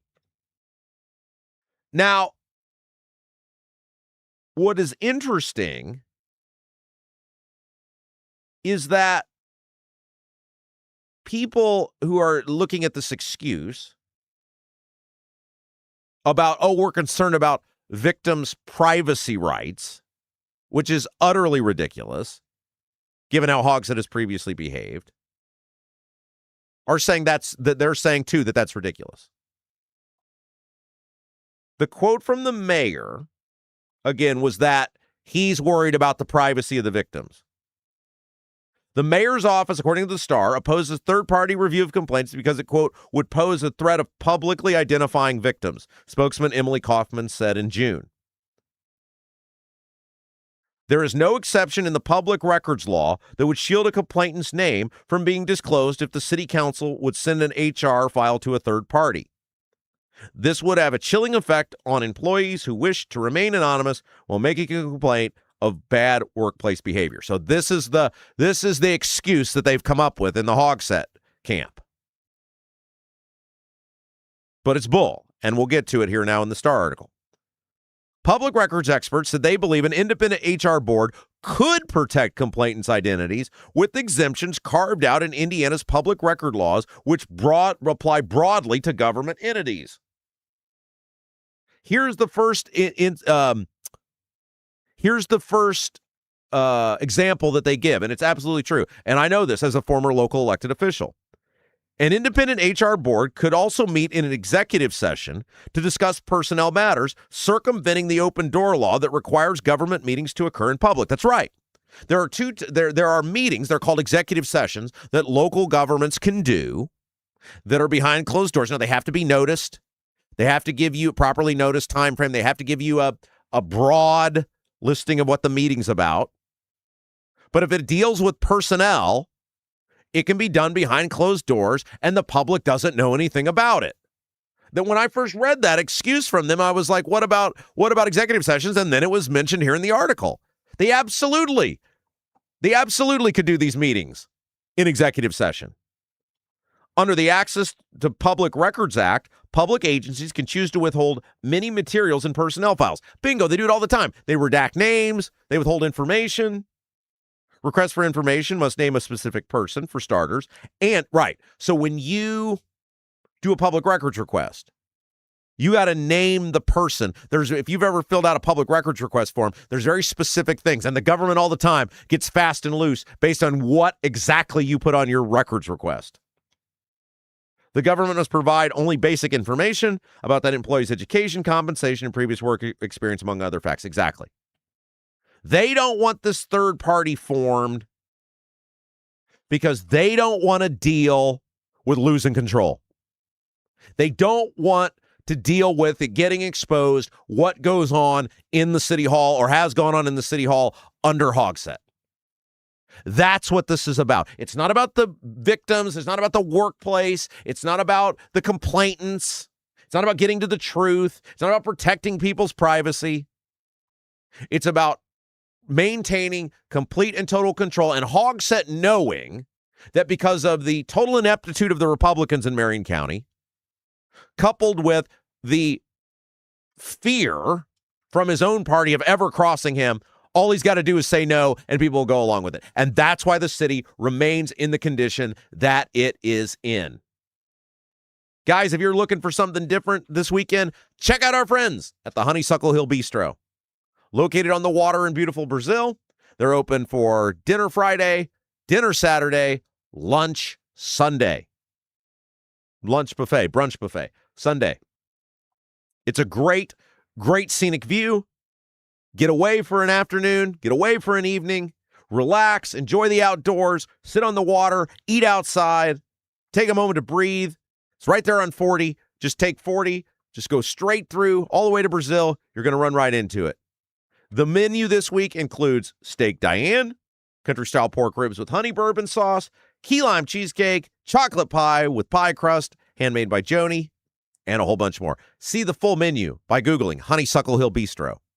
Honeysuckle Hill Bistro in Brazil, or reserve your spot today. 812-443-3003, 812-443-3003. Our man, Ken Egold, super listener, is a super fan of the bistro. If you need a recommendation, get a hold of our buddy, Ken Egold. He'll tell you all about it. All right, let's take a break. Speaking of transparency, the Braun administration has quietly done something that is making it much harder to find out about state employees that we pay.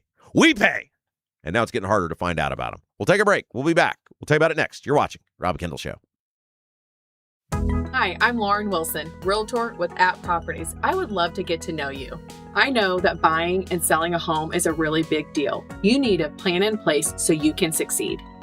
And that's where I come in. If you are buying, let me help you find that perfect home. And if you are selling, let me help you find that perfect buyer. Look, we're all Rob Kendall Show fans here. That's why I'd love to get to know you.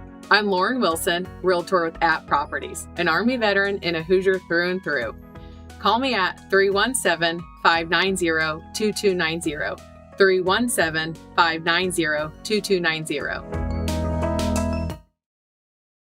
With a lakefront view in beautiful Brazil, the Honeysuckle Hill Bistro and Cottage is a little out of the way, but totally worth the trip. Down home, made from scratch food, just like the good old days at Grandma's. When you visit the Honeysuckle Hill Bistro and Cottage, you'll leave more at peace than when you came in. Open 5 to 8 for dinner on Friday and Saturday, and Sundays 11 to 1:30 for the buffet. You must experience the Honeysuckle Hill Bistro and Cottage. Call 812-443-3003. 812-443-3003. Are you seeing cracks in mortar, moisture working through walls, facade or structural failure beginning to surface? Bramwell Mackay sets the standard for exterior and structural building solutions. Our 40-year master masons and industry experts address moisture intrusion, failing foundations, masonry deterioration, and more. From preserving historic landmarks to addressing modern building envelope issues, Bramwell Mackay delivers full-spectrum service with white-glove professionalism. In Indianapolis, call 812-33-BRICK. 812-33-BRICK.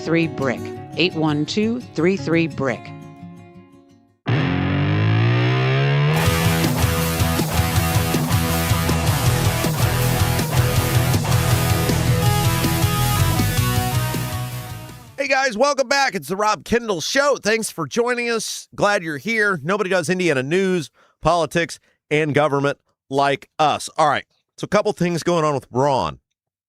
First of all, and we talk about this at length on Statehouse Happenings, which you can check out when you're done with the Rob Kendall Show today. If you have never seen Statehouse Happenings, it's the fastest 30 minutes in Indiana politics and government. We take the biggest stories of the week, from the week that was, and we smash them in to 30 minutes. It's Jim Merritt, it's Abdul, it's myself. It's under the videos tab on YouTube, and if you're an Apple, Spotify, iHeart person, you should be in your feed right now. You can check it out as well. One of the things we get into with Jim Merritt during his portion of the show is the IURC and the fact that the nominating committee, which he is a part of, is going to have to hand a batch of names to Mike Braun for an available spot, the IURC, the Indiana Utility Regulatory Commission, which helps set utility policies in the state of Indiana. And they took their first step yesterday. If you want to learn more about this in detail, check out Statehouse Happenings. Just think of it as like a 30-minute extension. If you're like, damn, 3 hours of Rob is not enough. I needs me an extra 30 minutes. I mean, it's not 6 hours, but it's 3 hours and 30 minutes. And so you check it out there, videos tab. It's also, on YouTube, all the on-demand platforms that should come into your feed. Check it out. But yesterday, the IURC nominating committee took their first step they had 25 applications. They have narrowed it down to 12 people. And these 12 people next week will be interviewed in public, streamed on the internet for everyone to see by the commission. And they are replacing Commissioner David Valletta, who announced his resignation last month. And I don't think you had to read too much into the tea leaves to realize that Valletta was saying, I don't like how Braun's handling the IURC. I don't kind of like the bullying that's going on. Our job is to follow the state statutes. Braun appears to be trying to circumvent that with the IURC. And he's basically saying, I'm out of here. Now, he didn't use those words. I'm just reading through what was said and when he's quitting and how he's quitting and all that other stuff.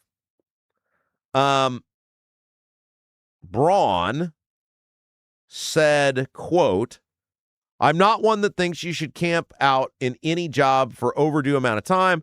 And I think he could see that the IURC was maybe going in a little different direction. Now, basically, a guy who's turned into a career politician is telling people, don't stay in a job too long. And that's rich. The IURC their job is to do what the General Assembly says. Their job, and again, if you are interested in this in depth, Jim Merritt really does a good job of breaking it down in Statehouse Happenings about how kind of ridiculous this is all getting with Braun, where if Braun actually wants to fix utility bill issues in the state of Indiana, which he should, he needs to do it through the legislative process.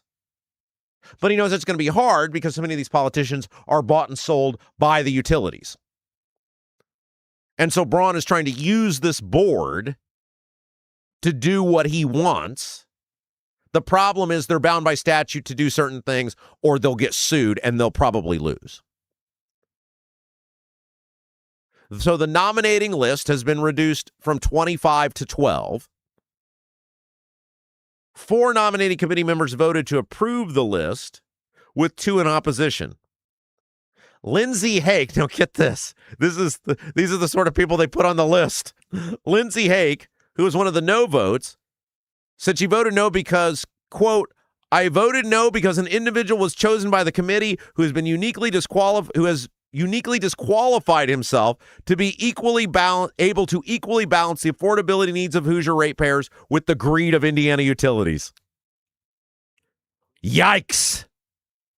Let me read that back to you again. I voted no because an individual was chosen by the committee who has uniquely disqualified himself to be able to equally balance the affordability needs of Hoosier ratepayers with the greed of Indiana utilities. She didn't identify that person by name. I read the list. I think I know who she's talking about. But again, I come back to the last set of people that Braun picked.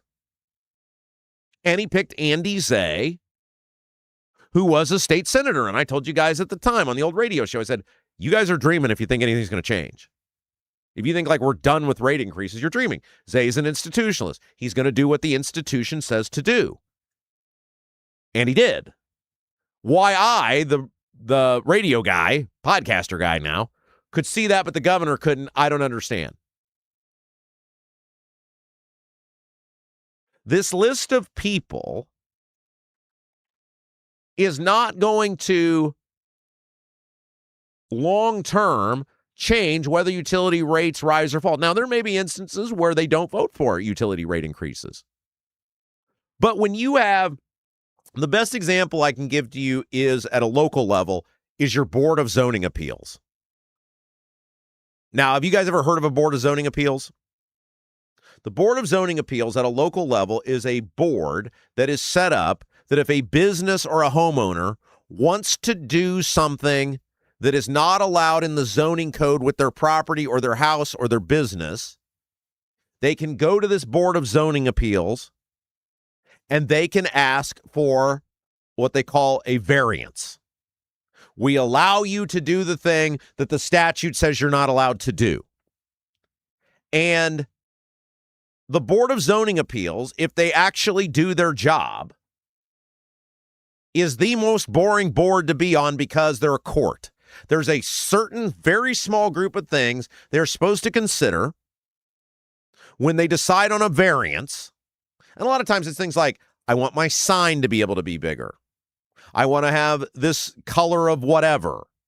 You know, it's small things. A lot of times businesses are looking for to be able to better market their business or expose their business to people or access my business.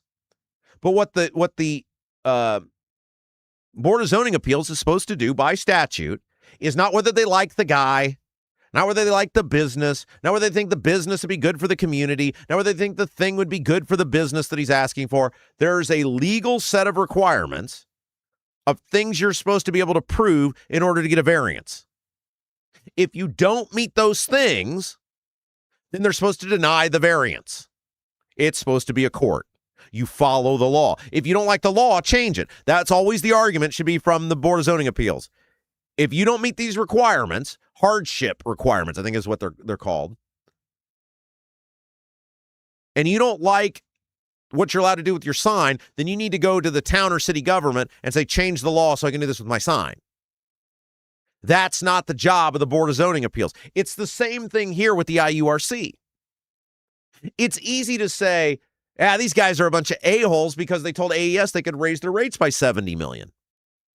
Well, probably, if you ask Andy Zay right now, he's going to tell you they met the requirements in their petition to maybe not have the full increase they asked for, which was $190 million, but they didn't meet the level to be denied. And so we got the lowest rate increase we could without getting sued. I bet that's what he'd probably tell you. Because the IURC, just like the Board of Zoning Appeals, isn't supposed to be about feels or what the governor barks at you about. It's supposed to be about the letter of the law. What are the statutes? What does the statute say? What does it require me to do? What does it require the agency to do, the utility to do? Look, I'm not arguing. You know, I'm totally against these for-profit utilities even existing if they get monopolies granted by the government. If your business exists because the government gave you a monopoly, then I don't think you should be for profit. Because there is no competition. And when there is no competition, it's greed. And we've laid out how I'm against the fact that the 5 major for-profit utilities, profits have risen for every dollar from 13 to 15 cents. That's wrong. Shouldn't be happening. I think the ratepayers have paid enough. But I also understand that if I want that fixed, the best way to do that is not to just go to some appointed board and bark at them and say, ignore the law. The best way to fix it is to get the laws changed so that the board can follow the law in denying these rate increases. Look, public pressure, you may get a win here or there. Maybe a couple in a row. But it's not sustainable because the utilities have rights. The utilities have attorneys, lots of them. The utilities have lobbyists, lots of them. They're going to do everything in their power to get every penny that they're entitled to. Entitled to. Air quotes. For those of you who are on the podcast, you can't see that, but I did the air quotes. And so, we make a big deal about, okay, here's these 25 or 12 names down from 25.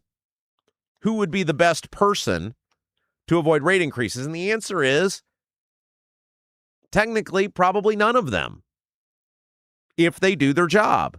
And the pressure needs to be on the governor and the General Assembly to fix these laws, to fix these statutes, to fix these requirements that are rigging the game on the side of the utilities getting rate increases.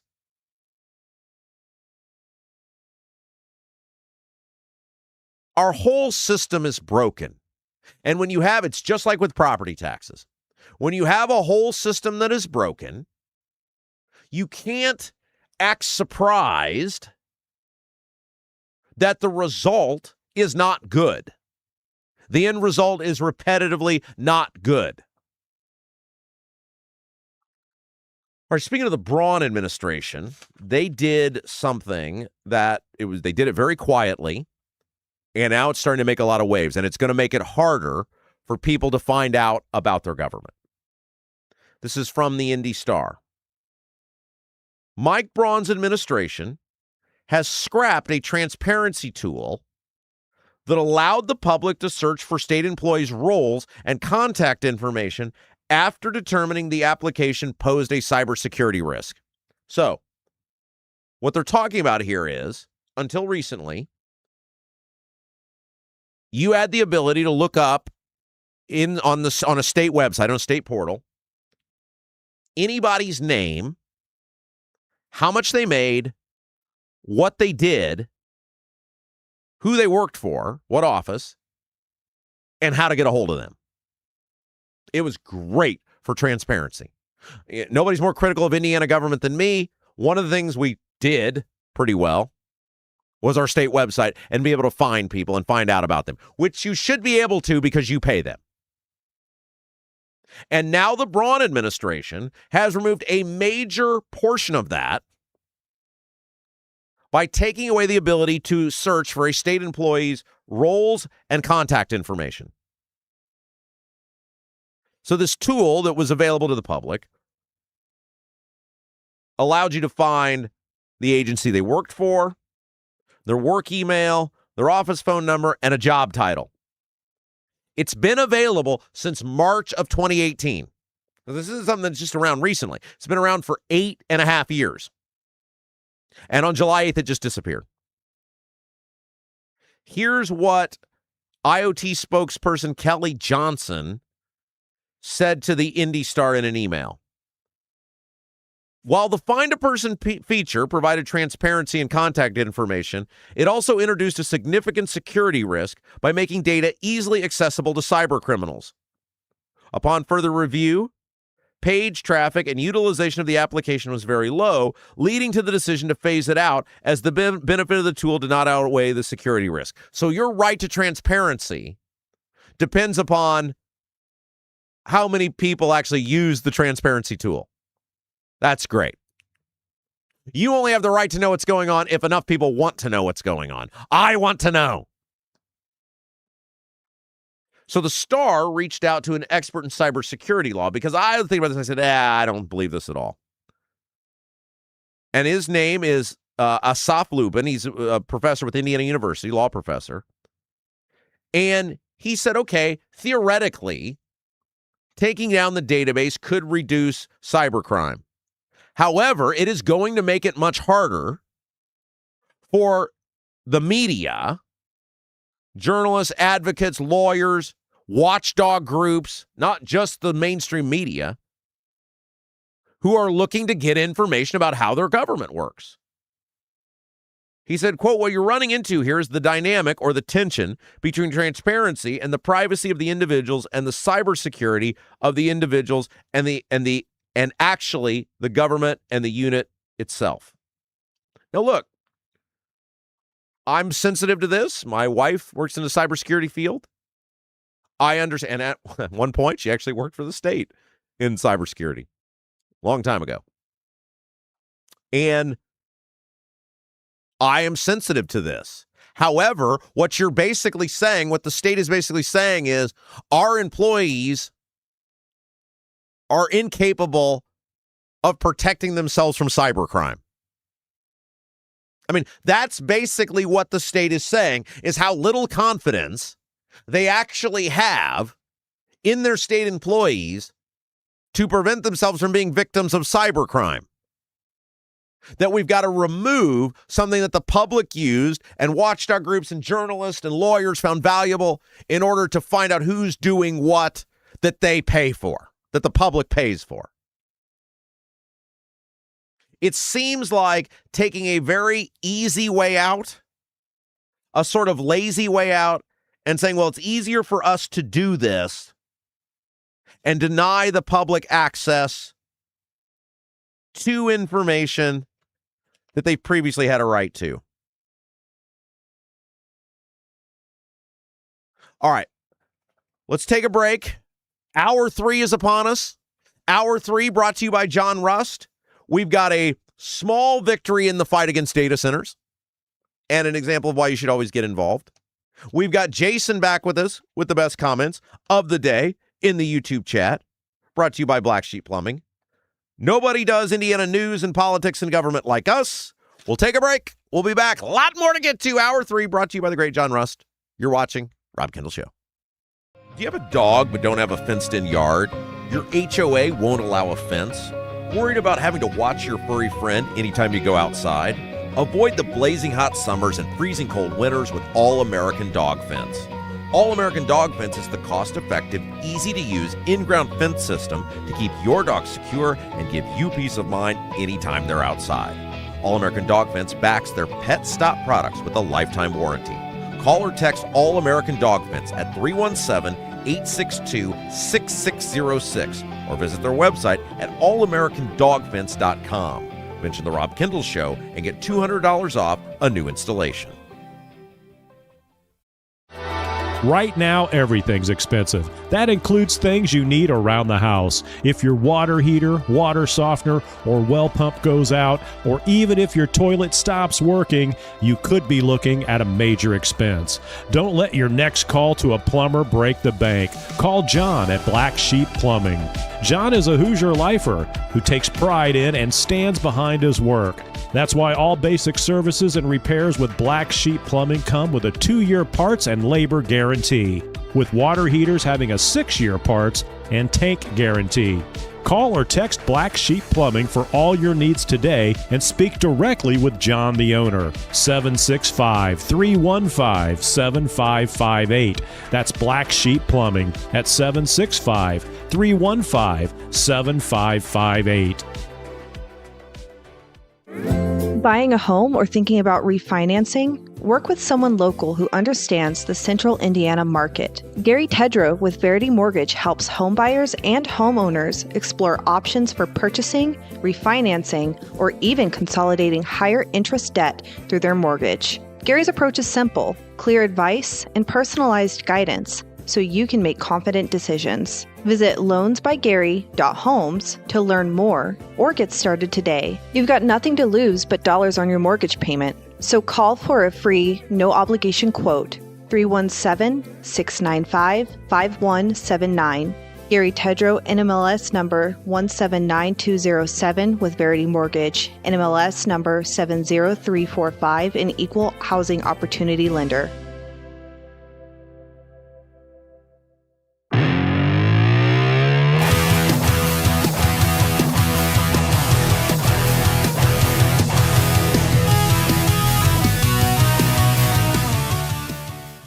Hey guys, welcome back. It's the Rob Kendall Show. Hour 3 is upon us. Nobody does Indiana news and politics and government like us. And thanks to our great friend John Rust, that third hour is possible.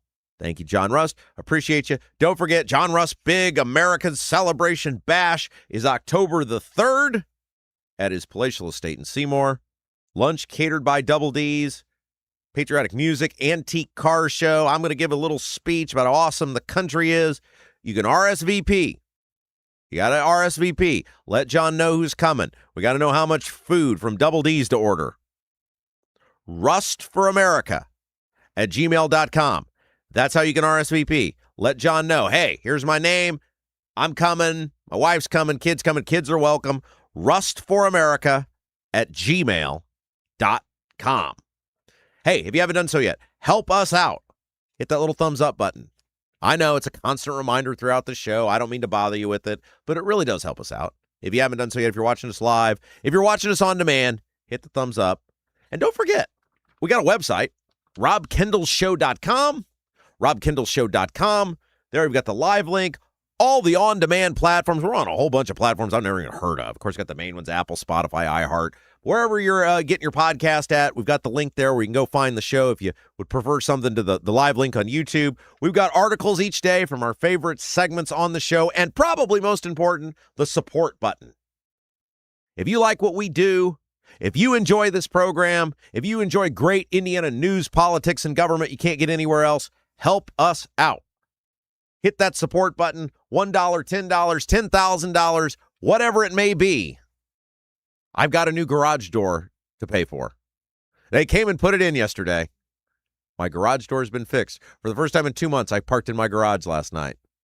I'm going to find that dude because he owes me money. Support button, robkendallshow.com. All right, look, I want to do this story from Fox 59 about some small wins with data centers. Small wins taking place with data centers. And look, here is the very sad truth about government. You have to engage in order to succeed. You have to engage in order to succeed. And you have to stay with it. A lot of people, they don't even ever want to get involved to begin with. And if they do, they'll go one time. They may go 2 times. And then they say, this is boring. Or this is hard. Or I got my stories to watch. And they don't go back.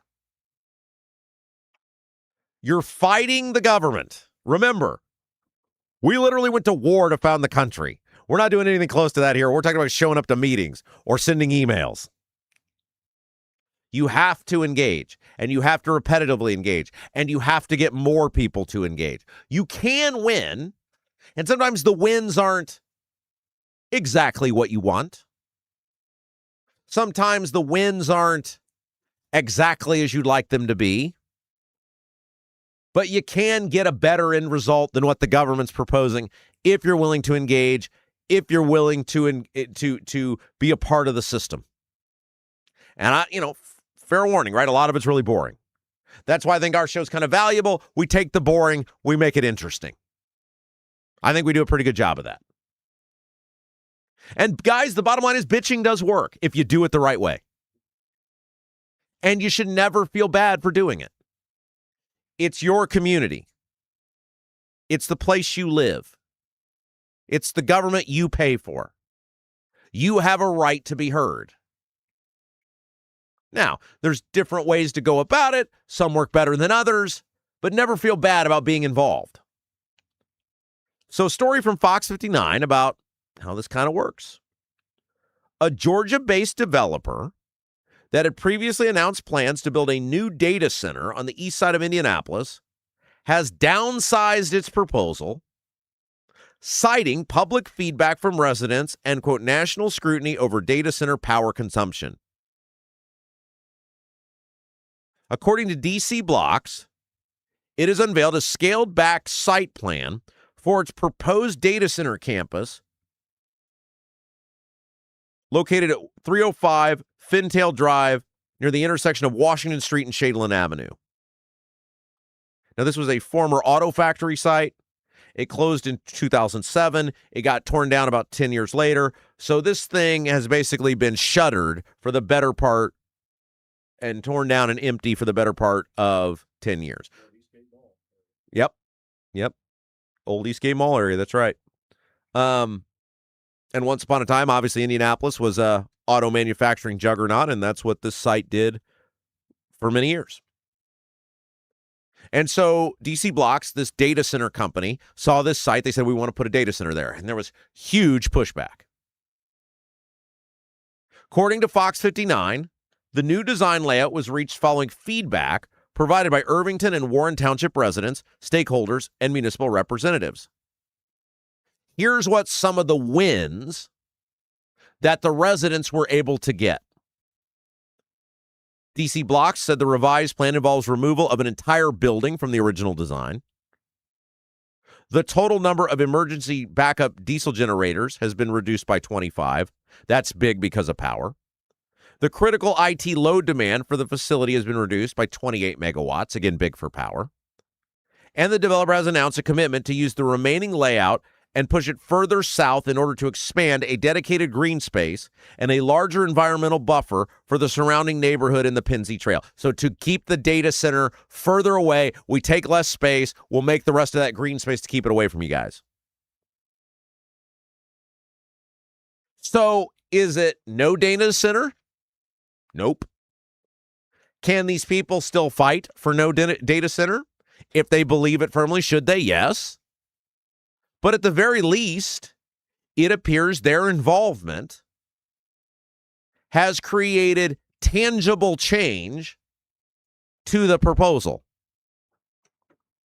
The engagement of these people has created a benefit to the community in terms of the amount of power this thing will use, the size of the thing, and the closeness to the surrounding neighborhoods. Is it a full win? No, of course not. Would these people like for the DC Blocks people just to pack up and leave? Yes.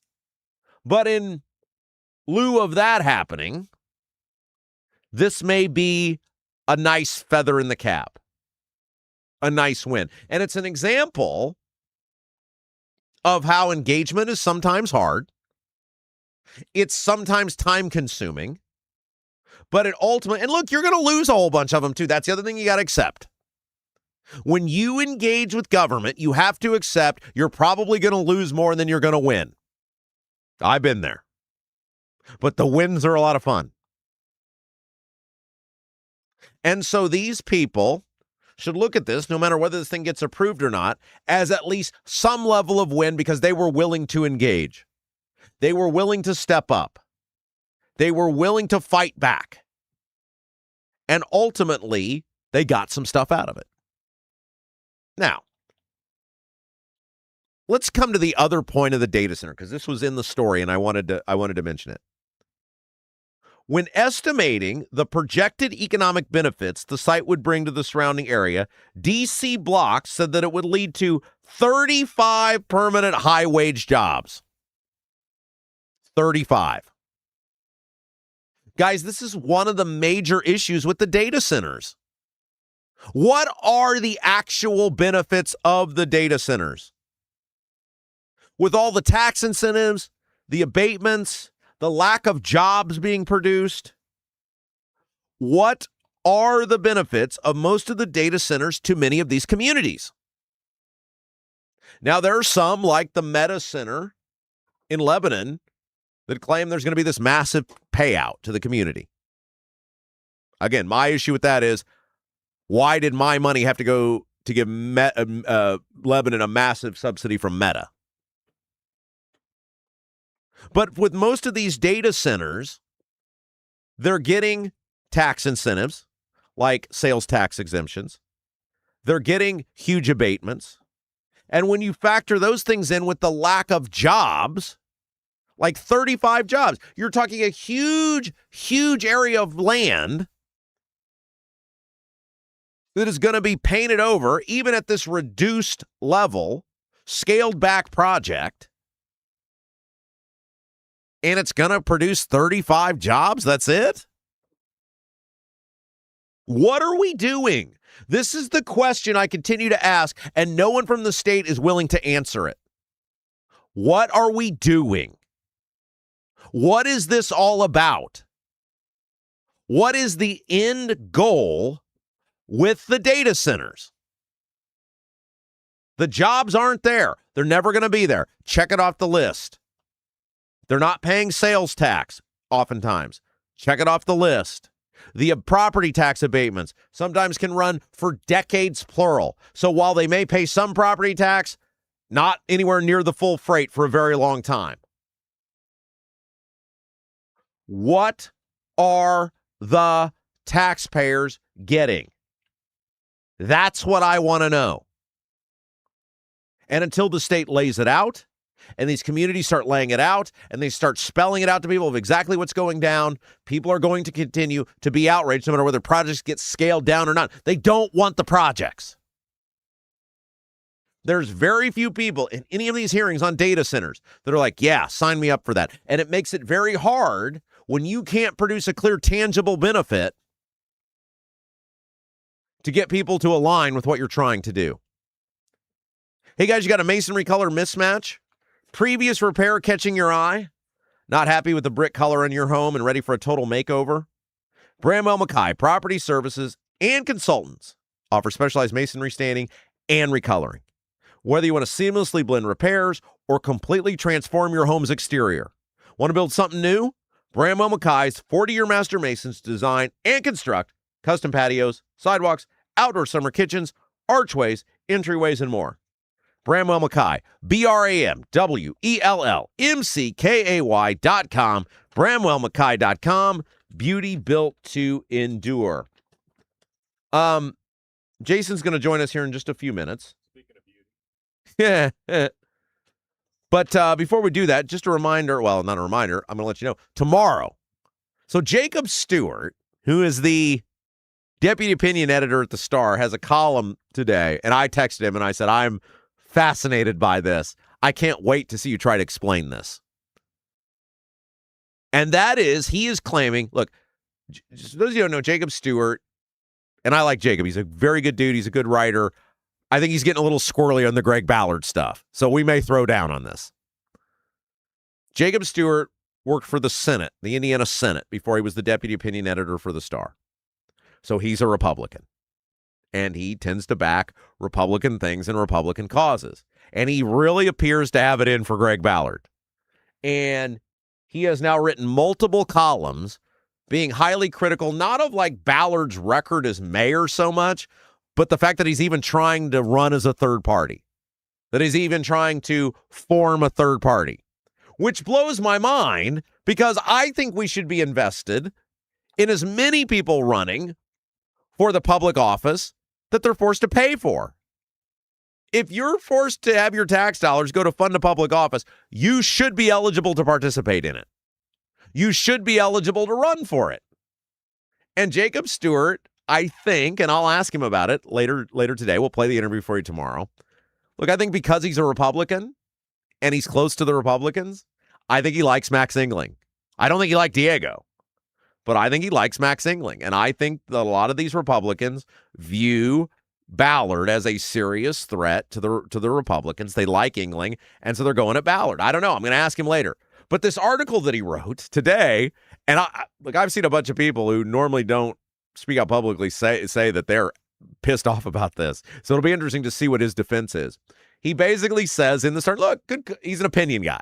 This is not journalism in the sense of investigative reporting or fair and balanced. So he's totally entitled to his opinion. God bless him that he has it. It's a weird one, though.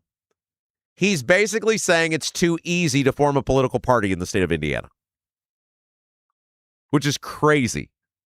He's basically saying it's too easy to form a political party in the state of Indiana because Greg Ballard was able to get the signatures, which guarantees he's going to, at the very least, get the 2%, which will give his new Lincoln Party general ballot access. There's no universe that I can fathom that exists where Greg Ballard doesn't get 2%, at least 2%.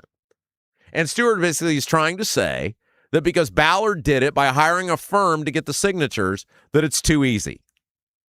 And I come at it from the exact opposite, which is how damn ridiculous is that you've got to pay all this money to a firm to even run for an office that you're forced to pay for. And again, you can't form the political party with ballot access until you get 2% in the Secretary of State's race, or 10% if you want the primary ballot. So he hasn't done anything yet. You still have to earn it at the ballot box. So I like Jacob Stewart. I agree with a lot of his writings. He has it in for Ballard. It's pretty clear. And look, I'm not doing this as a defense of Greg Ballard. I'm not doing this as an endorsement of Greg Ballard. I'm doing this as somebody who believes there are too few choices that we have.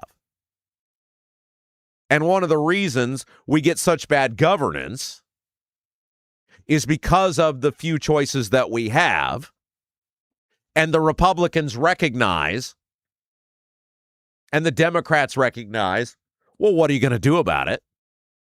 And so they govern in the manner they do because they believe as long as we can make it through a primary, we're basically invincible. And all of that hangs in the balance on how Greg Ballard does. I read that this morning and I was blown away. Like, there's very few things that I read, my jaw just drops open. But in the case of the Stewart column, I did. And I think we'll have a very interesting discussion for you tomorrow about why he thinks it's too easy to form a political party in the state of Indiana. Hey, guys, make sure to help us out. If you haven't done so yet, like the show, like the feed, give us that thumbs up. If you enjoy, if you're on demand, live or on demand, really helps us grow the program.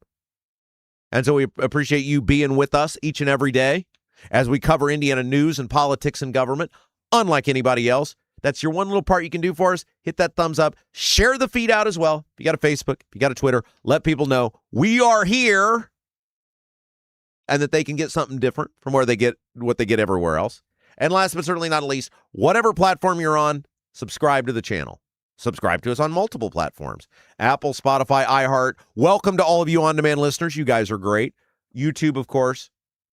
And by the way, if you're on Apple, leave us a 5-star review. That really helps. Leave us a good written review, too. Helps as well. Like, share, and subscribe. That's how you can help us grow the program. And with that, it is time for everybody's favorite part of the show. With everybody's favorite person, producer Jason joins us to read the best YouTube comments of the day, brought to you by Black Sheep Plumbing. Before we get to that, just a reminder, we do this not as some sort of throwaway, not some sort of time waster, not some sort of thing where we just want to make Jason a star.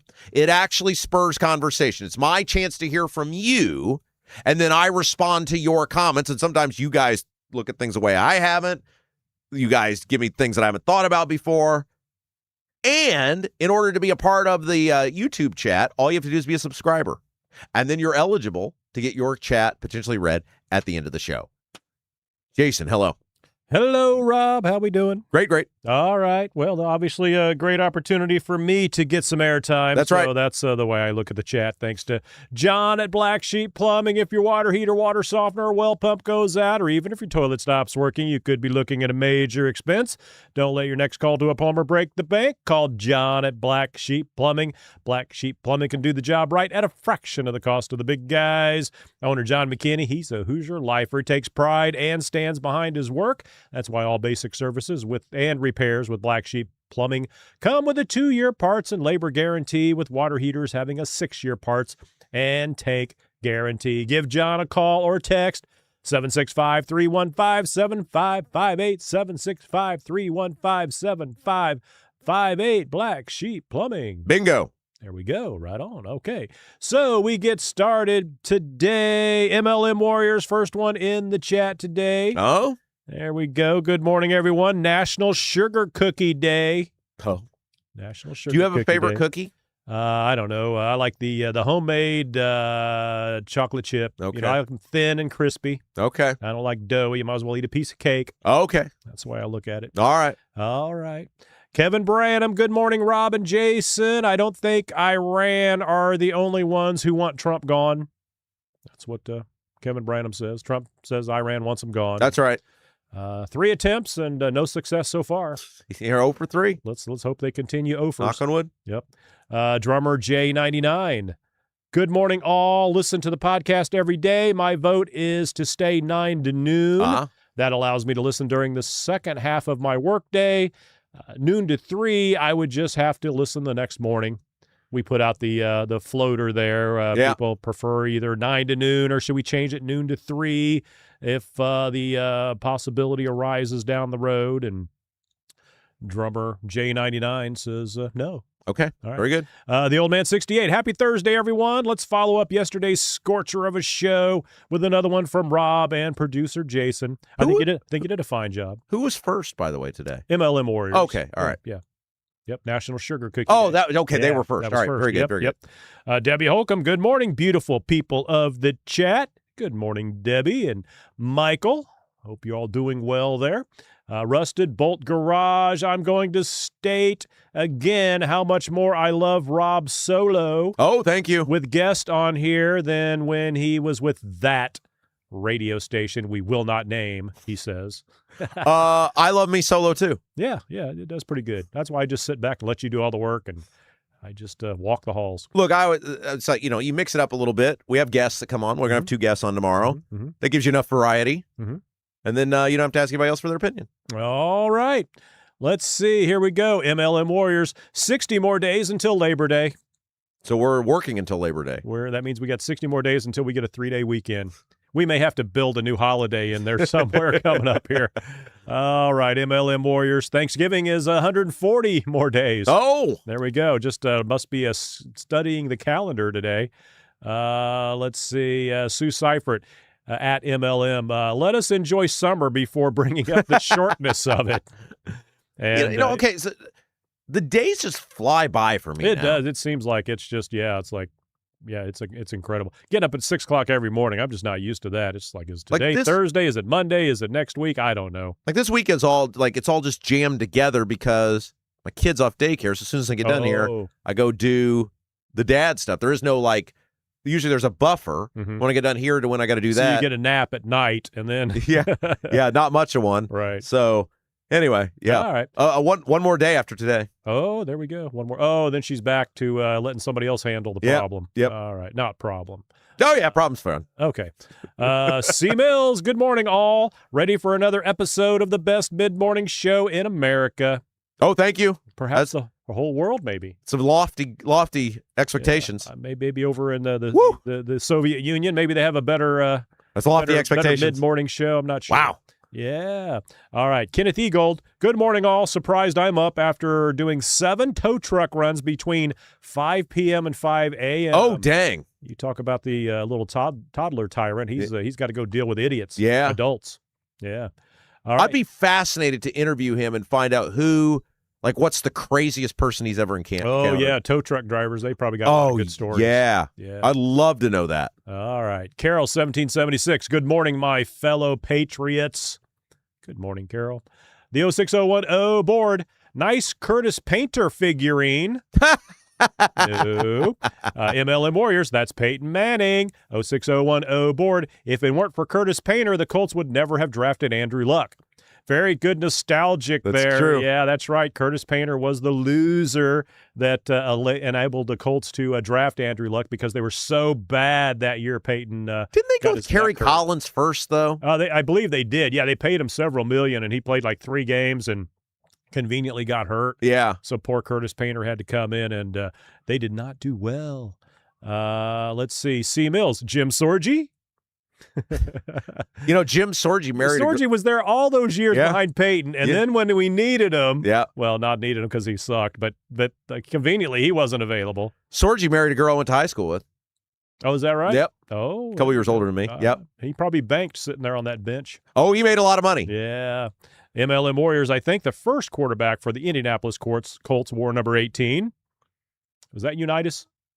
Oh, yeah. I was thinking the Indianapolis Colts. I'm thinking, yeah. And, let's see. Well, you used to cover. Wait a minute. Pagel, maybe for the Indianapolis Colts. Oh, okay. Pagel wore number 18. Because you used to cover the Colts when they were bad. When they were terrible. I used to cover the Pacers and the Colts when they were awful. And it was easy to get in, wasn't it? Associated Press. Yeah, I never had any problem. Well, yeah, that's Associated Press for the Pacers, and then I published my own magazines and stuff. So sure, you can come on in and get a photo pass and all that. But that's it's back when they sucked. But I still say Peyton owes Jim Irsay a just all the gratitude in the world for dropping him or letting him go to the Broncos. Everybody complaining about that. Peyton never would have won a Super Bowl with the Colts. That team was awful. Luck came in, And who was the running back for the Colts when Luck was here? Well, they had Brown, Donald Brown, wasn't he? No, crap! Now I can't even say it. It was on the tip of my tongue. Remember the guy that got arrested? Was he with the? Who was the guy that got arrested? My point is, it was a no-name because the Colts were awful, and if Peyton had come back, his neck would have been broke because he would have been on his back. The only reason Luck was able to win was because he was basically the running back. And it escapes me. It was a no-name that you would recognize, but it was it was not Joseph Adai. Well, they had Trent Richardson for a while. The draft pick, they traded that high draft pick Somebody for. popped that in there. Just look that up. The running back, and I had it on the tip of my tongue. Running back for the Colts it was not Joseph Adai.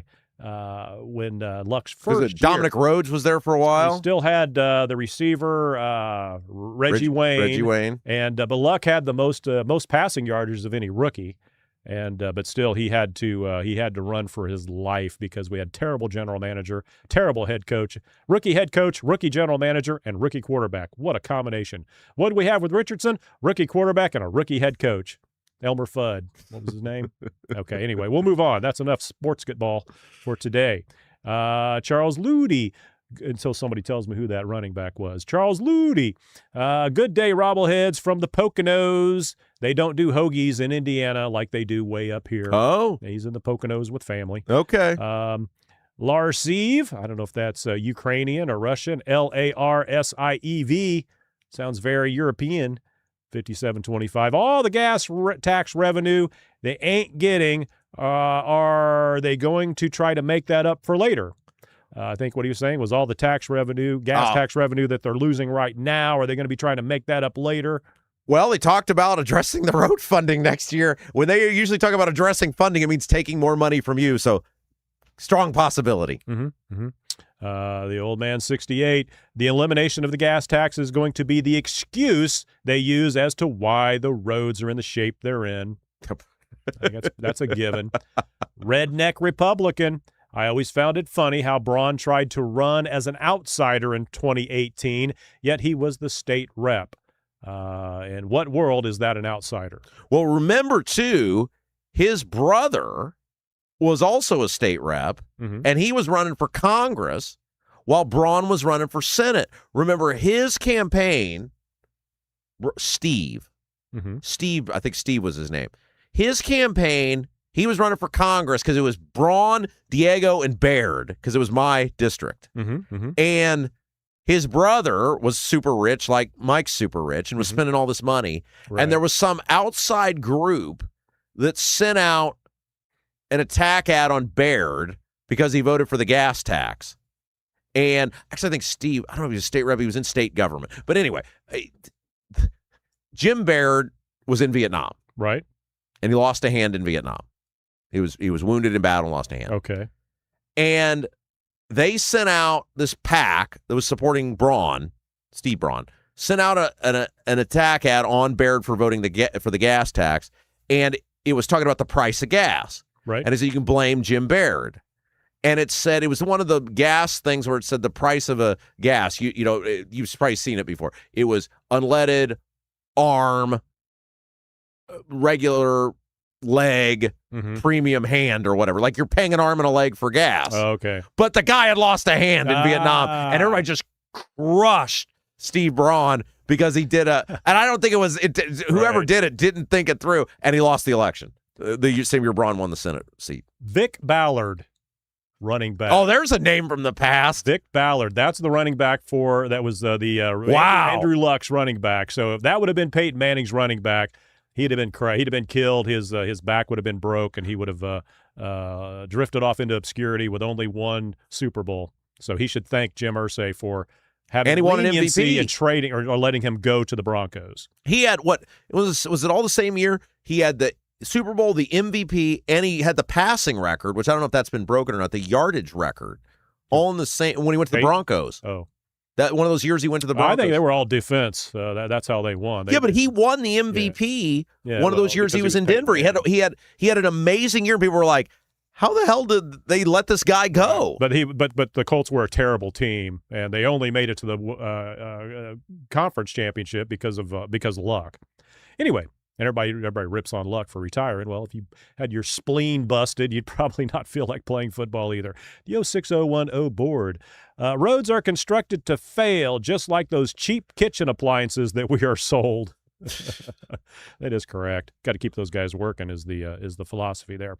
Charles Luty, if history has taught us anything, the government won't ever take less of your tax dollars if they can take more. Any cuts or moratoriums can be compensated for with new taxes inserted in other places. That is correct. Thomas Ho. Rob should bring Matt Gentry back to ask him why he hasn't looked out for Leap's neighbors who can't vote in Lebanon. Well, I think he's coming back Monday. All right, Rob, make sure and ask him. I told him come Monday. All right. The 06010 board. The Leap efforts in Boone County should have been placed next to Lake Michigan. Well, they're trying to put a football stadium up there. There you go. Could have put it in Hammond. They would have opened it with welcomed it with open arms. Tango Lima. Oh. Tango Lima. Yes. Reclaim your local town councils. They're selling you out. Yes, they are. Yeah, you could really dramatically change your city or town with not a lot of effort. Just win a few local elections. I guess this is picked up from yesterday. Oh, I think our buddy C. Mills mentioned that his snack, what's it called? The Lunchable did have cheese in it today. Didn't have cheese yesterday. So you and you missed yesterday's show, Jason and C. Mills, one of our esteemed regulars, got into a conversation during the YouTube chat about Lunchables because you both are Lunchable people. Right, and I don't like the cheese. I always leave the cheese. And the 0601 board, producer Jason does not like chunk cheese. Just bringing that up from yesterday. I assume it's spray cheese or nothing for him. No, I'm not into the any cheese other than just the single slice. You can put that on a sandwich. I'm okay with that. Anything thicker than that, I'm just not a cheese guy. Can't stand all those weird, wacky fungus cheeses and smelly cheeses, and I don't know how you people do that stuff.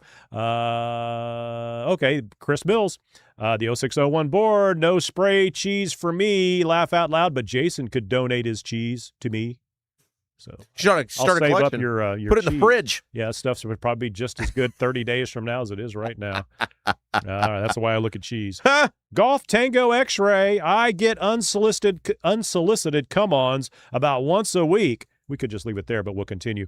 From companies trying to buy our farmland, or as they phrase it, unused empty land. I get so pissed at those a-holes.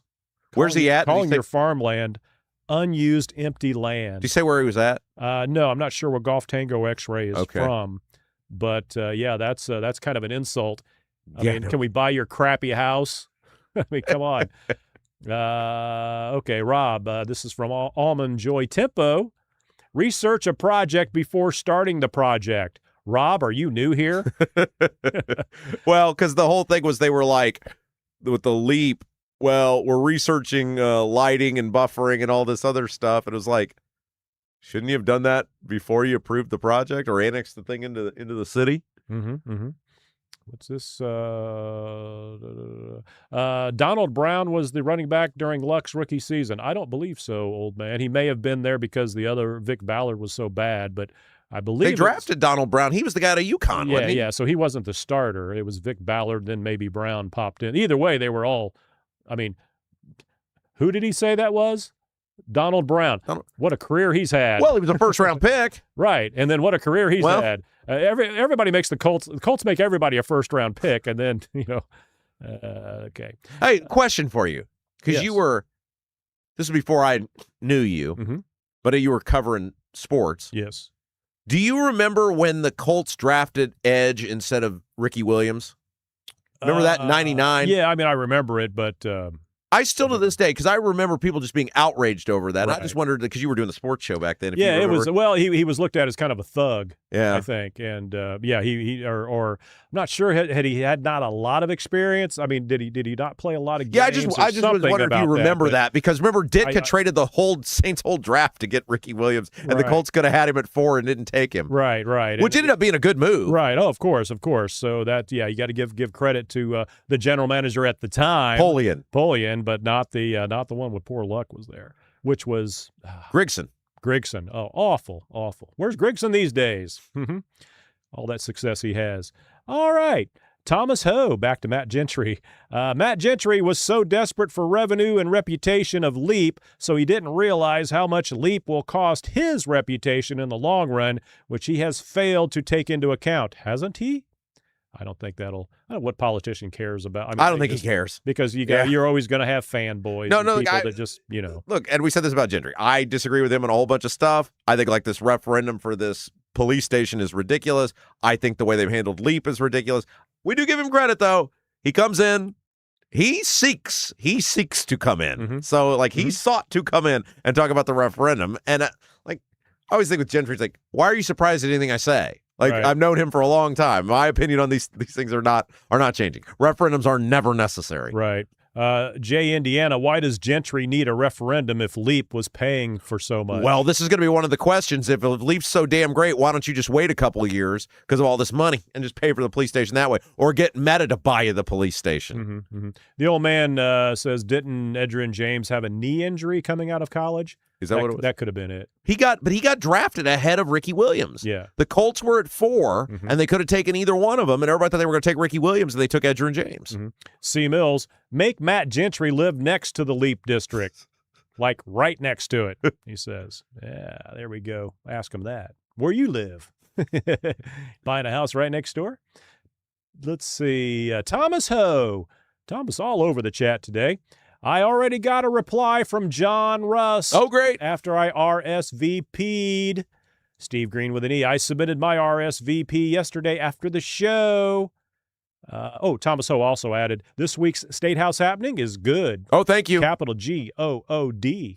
Exclamation mark. You can check out Statehouse happenings when we're done here today. I would love for you to do that. That is my little pet project each week. Yes. I've been at it for 10 years. It's my little baby. Mm-hmm. It's everywhere I've gone. We get to see Abdul and Merritt every week. They come in and grace us with their been there presence. with me. Yeah. If you're on the on-demands, on the Apple, Spotify, iHeart, it should be in your feed already. If you're on YouTube, just go to the videos tab if you want to watch it, and it should be right there, and you can check it out. And there's also a Statehouse Happenings tab as well. Mr. Ludi, what is the RSVP deadline for the Rust affair? And I don't know. He didn't say. Actually, John Rust comes in. Well, there you go. 3 heart emojis. Getting the RSVPs! Exclamation mark. Replying with how to get the quote-unquote golden tickets. Mailing out a printed map as GPS usually can't find my place. Oh, no. They can't find the chicken farm. Oh, the egg man. farm, not a chicken farm. I guess you got to have chickens to have the eggs, right? Wonder if he knows which came first. He also adds, prelim menu, just talk to Tina at Double D's. Oh, awesome. Double D's banking on this one, aren't they? Yeah. Pays to sponsor our show. Brisket, pulled pork, wings, mac and cheese, coleslaw, and ice-cold soft drinks and water, etc. Oh! As well as birthday cake. Yeah! Yes, sir. Oh. Rusted Bolt Garage. What a guy. Rusted Bolt Garage. Yum, yum, yum. Ginny Green. Awesome, John. All right, let's see. Now, back to the, Plattner? Yes, he played Graham Plattner. Yeah, he's out of the race and pulled himself out. Right. Kevin Branham. Is he crying? He was crying. He was. Yeah. Now, the video is very Like odd the because it's man. like he shot it on his deck or something, and it's like, very strange. put on a suit. LD Stoltz. I thought it was Netanyahu for a second. Did kind of sound that way. Sue Seifert, am I supposed to feel sorry for this guy? Joseph Norris, Pratt. All I hear is wah, wah, wah. Well, if you didn't want to get into politics, didn't want to run for office, then why a bunch of exclamation marks, did you? Yeah, I mean, it's a fair question to think you're running for United States Senate. Again, you're not running for your town council. Mm-hmm. You have to know that they're going to dig into your life if you're running for the United States Senate. Mm-hmm. And all that stuff you did, some of it in the not-so-distant past was going to come out. All right. Rock Laws. You know, once Iran broke the agreement, we should have bombed the funeral with the casket being the target. This is what I don't understand is why why they're like, we're taking the week off due to the pause due to the funeral. Hitler's having a funeral, so we got to respect that. You killed him. He's a human being after all. Jeez Louise. All right. Robert Schwartz. Bayh will campaign against Morales. That will play well around Indianapolis. The rest of the state will shrug their shoulders and vote for their team with Ballard as spoiler. We'll see. I think there's stuff on Diego we don't know about. Mm-hmm. Maybe the Bayhs quiet. will Crickets. find out about it. Look, I also, like I said, I talked to somebody the other day that is like, there is some serious Oppo research going on England. Now, they didn't tell me what it was or whatever. You know, Ryan Mears probably needs to add to his campaign finance chest, war chest. Probably go to the Bayhs, probably get quite the check for that. All right, here I got some info. I'll trade you. But it's smart to run against Diego. Cash. It's smart to run against Diego because he was emboldened by the Republicans. And he's still in office. He's still in the office. Yep. Steve Green with an E. There's only a few smart voters, and they all listen to this show. Oh, yeah. I like that. Yep. By the way, somebody asked, is there a charge or a fee for John Rust party? No, there is. John comes back, says, no charge. It's all free. And, it was Liam8743. Thanks, John. Courtesy of John Rust. Yes, and Thomas Ho gave the thumbs up on that one. All right. Baby Fishmouth. When I was an intern for the Indiana House Republicans, one of the other interns reported that one of her assigned reps was inappropriate, so they quietly reassigned her. Oh. It's not just a Dem or Indianapolis issue. And then she also pointed out, I think, that the inappropriate rep is still at the IGA supermarket almost 20 years later. So apparently it didn't go well for, I assume it's a him. All right. Connie Lindsay, how did our local, state, and federal elected become so incredibly corrupt? Well, that's the people they recruit, because for the most part, you are recruited for a reliable vote. You don't just pop up out of nowhere and say, I'm going to be a Republican, right, Rob? And run for office. It's hard once you get in there to turn it down. Mm-hmm.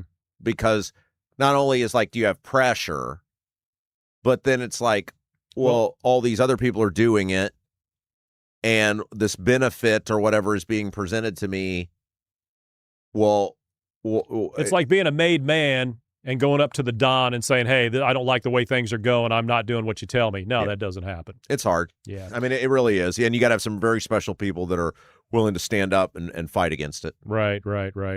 All right. Okay. The old man, 68, screwed, Rob. That's what the taxpayers are getting. They're getting screwed.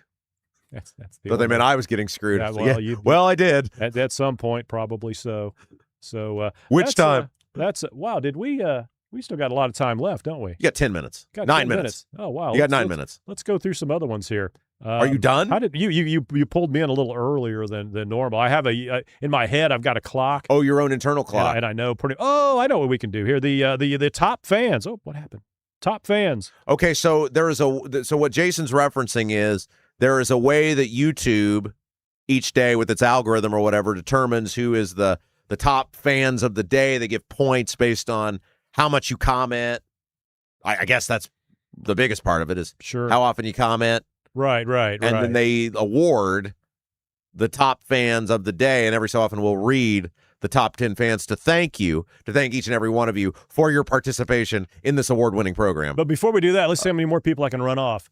If you haven't already purchased my book, you can go to Amazon and get this one's The Painkiller. Oh, yeah. And what I've never pointed out on this show is that Rob is a character in these books. Yeah. Yeah, you can go search Jason Dozier or Manny Barlow. I'm a radio guy. Yeah, there's a radio guy that I put in here, and I went back and rewrote the radio guy in just to antagonize one of the main villains in the book, which is the mayor of Indianapolis. And he's like an alcoholic partying mayor. Yeah. And so the radio guy, it's all fiction. Yes. Not what happened in real life or anything. Didn't get beat up by his trash can or anything. The radio guy about every other chapter chimes in and is making fun of the alcoholic mayor as our lead character, Manny Barlow, searches for the serial killer. Yes. Very good. So, but Rob kind of, it's not Rob Kendall. That's not didn't want to give him the big head, so that's not the actual character. But, right. But you can find this on Amazon. This is my favorite one of the 5 books, The Painkiller. It's about a serial killer dentist in Indianapolis. These are the books we sent out to everybody that and we haven't heard any back. I don't think anybody's read them yet. No one said they hated it. No, That's how you got to look at it. That is correct. Nobody said they hated it. So I figured I'd give some people an opportunity to get some more points in here. Oh, excellent. As the top fans. Where's it at here? How's that? I keep forgetting how to get in. I thought you teed it up because you were like ready to read it. I was, but okay. Here we go. Top fans. All right. For today, you still got another second or two. You got to start at 10 and work your way up. What? Okay, here we go. Let's see. Well, our internet sucks here, so it's no, our internet in the wall is good, which is what matters. Spinning right now. Oh, the Wi-Fi is not great, on. But the actual in the wall internet is excellent, and that's what powers the show. Yeah, I've got 100 points. I know. Okay, here we go. Here we go. All right. Okay, there are, and this time I'll read it. So we've got like almost 50 people in the chat, which is pretty awesome. Yeah. So I'm only going to give the top 10. You guys got to work hard and get up into that top 10. There it is right there. About time. Damn. All right. You're handling this very smoothly. Well, we had a few minutes to kill and needed to. Well, you've killed them. I have. Again and again. See what happens? It's gone. Number 10. C. Mills, 175 points. Congratulations. Yep. Number 9, Rusted Bolt Garage. Oh, yes. 200 points. Well, tied for here with number 8, Steve Green with an E, 200 points. Rock Laws, number 7 with 200 points. Yes. Charles Ludy edges out those guys with 225 points. Sue Seifert, number 5 with 225 points. Robert Schwartz, number 4, also with 225 points. Now here we come, the big top 3. Uh-oh. All right. The Old Man 68, 250 points. MLM Warriors, 350 points. And our big winner today, drum roll please, Kevin Branham, 375 points. So Kevin Branham, MLM Warriors, old man. I have no idea how those points rack up or whatever, but the more you chat in the chat, the more you participate, the more points you get, and you get your name read. Let's see, where was I at? Where was I? You were at 100 points, you said. I think I chimed in once. Oh, as producer Jason? As producer Jason. Or as the show? No, I didn't make it on here, actually. You didn't even make your own list. What a list. loser. Yeah, that's pathetic. Yeah, that is. Okay, so that's going to do it for me. Perfect. Thank you. I'd like to tell everybody goodbye. It's like slowly peeling that it's Band-Aid off, isn't it? All right, that'll do it. So long, everybody. All right. Brought to you by Black Sheep Plumbing. Yes, thank you to Black Sheep Plumbing, who brings us the chat every single Monday through Friday. Got a fun show for you guys coming up tomorrow. Nikki Kelly from the Capitol Chronicle will be with us. Jacob Stewart from the Indy Star is scheduled to be with us. He says it's too easy to form a political party in Indiana now. I'm going to be fascinated to hear what he has to say about that. Guys, we can't thank you enough. Each and every one of you who make this show possible every single day. You guys are amazing. You allow us to be here to bring you Indiana news and politics and government you're not going to find anywhere else. Before you go today, if you haven't done so yet, please give us that little thumbs up. Like the feed. If you're watching us live, if you're watching us on demand, it really does. I know we get a little annoying sometimes asking you to do it. The reason we ask, though, is it really does help us grow the program. And we are all dependent upon organic growth. Also, Statehouse Happenings. It is up. It is the fastest 30 minutes of Indiana news and politics and government. We take the biggest stories of the week from the week that was, and we jam them in to 30 minutes. Think of it like a 30-minute extension of the Rob Kendall Show. When you get done here today, you can check that out. It's available on, should be in your feed on all the on-demand platforms. On YouTube, if you want to watch us, which you can see Abdul, Jim Merritt, myself, you find it in the videos tab. Check it out. I love Statehouse Happenings. It's my little pet project each week, and we'll be honored to have you check it out. All right, that's going to do it for us today. For producer Jason, I'm Rob Kendall. You've been watching. You've been listening to The Rob Kendall Show.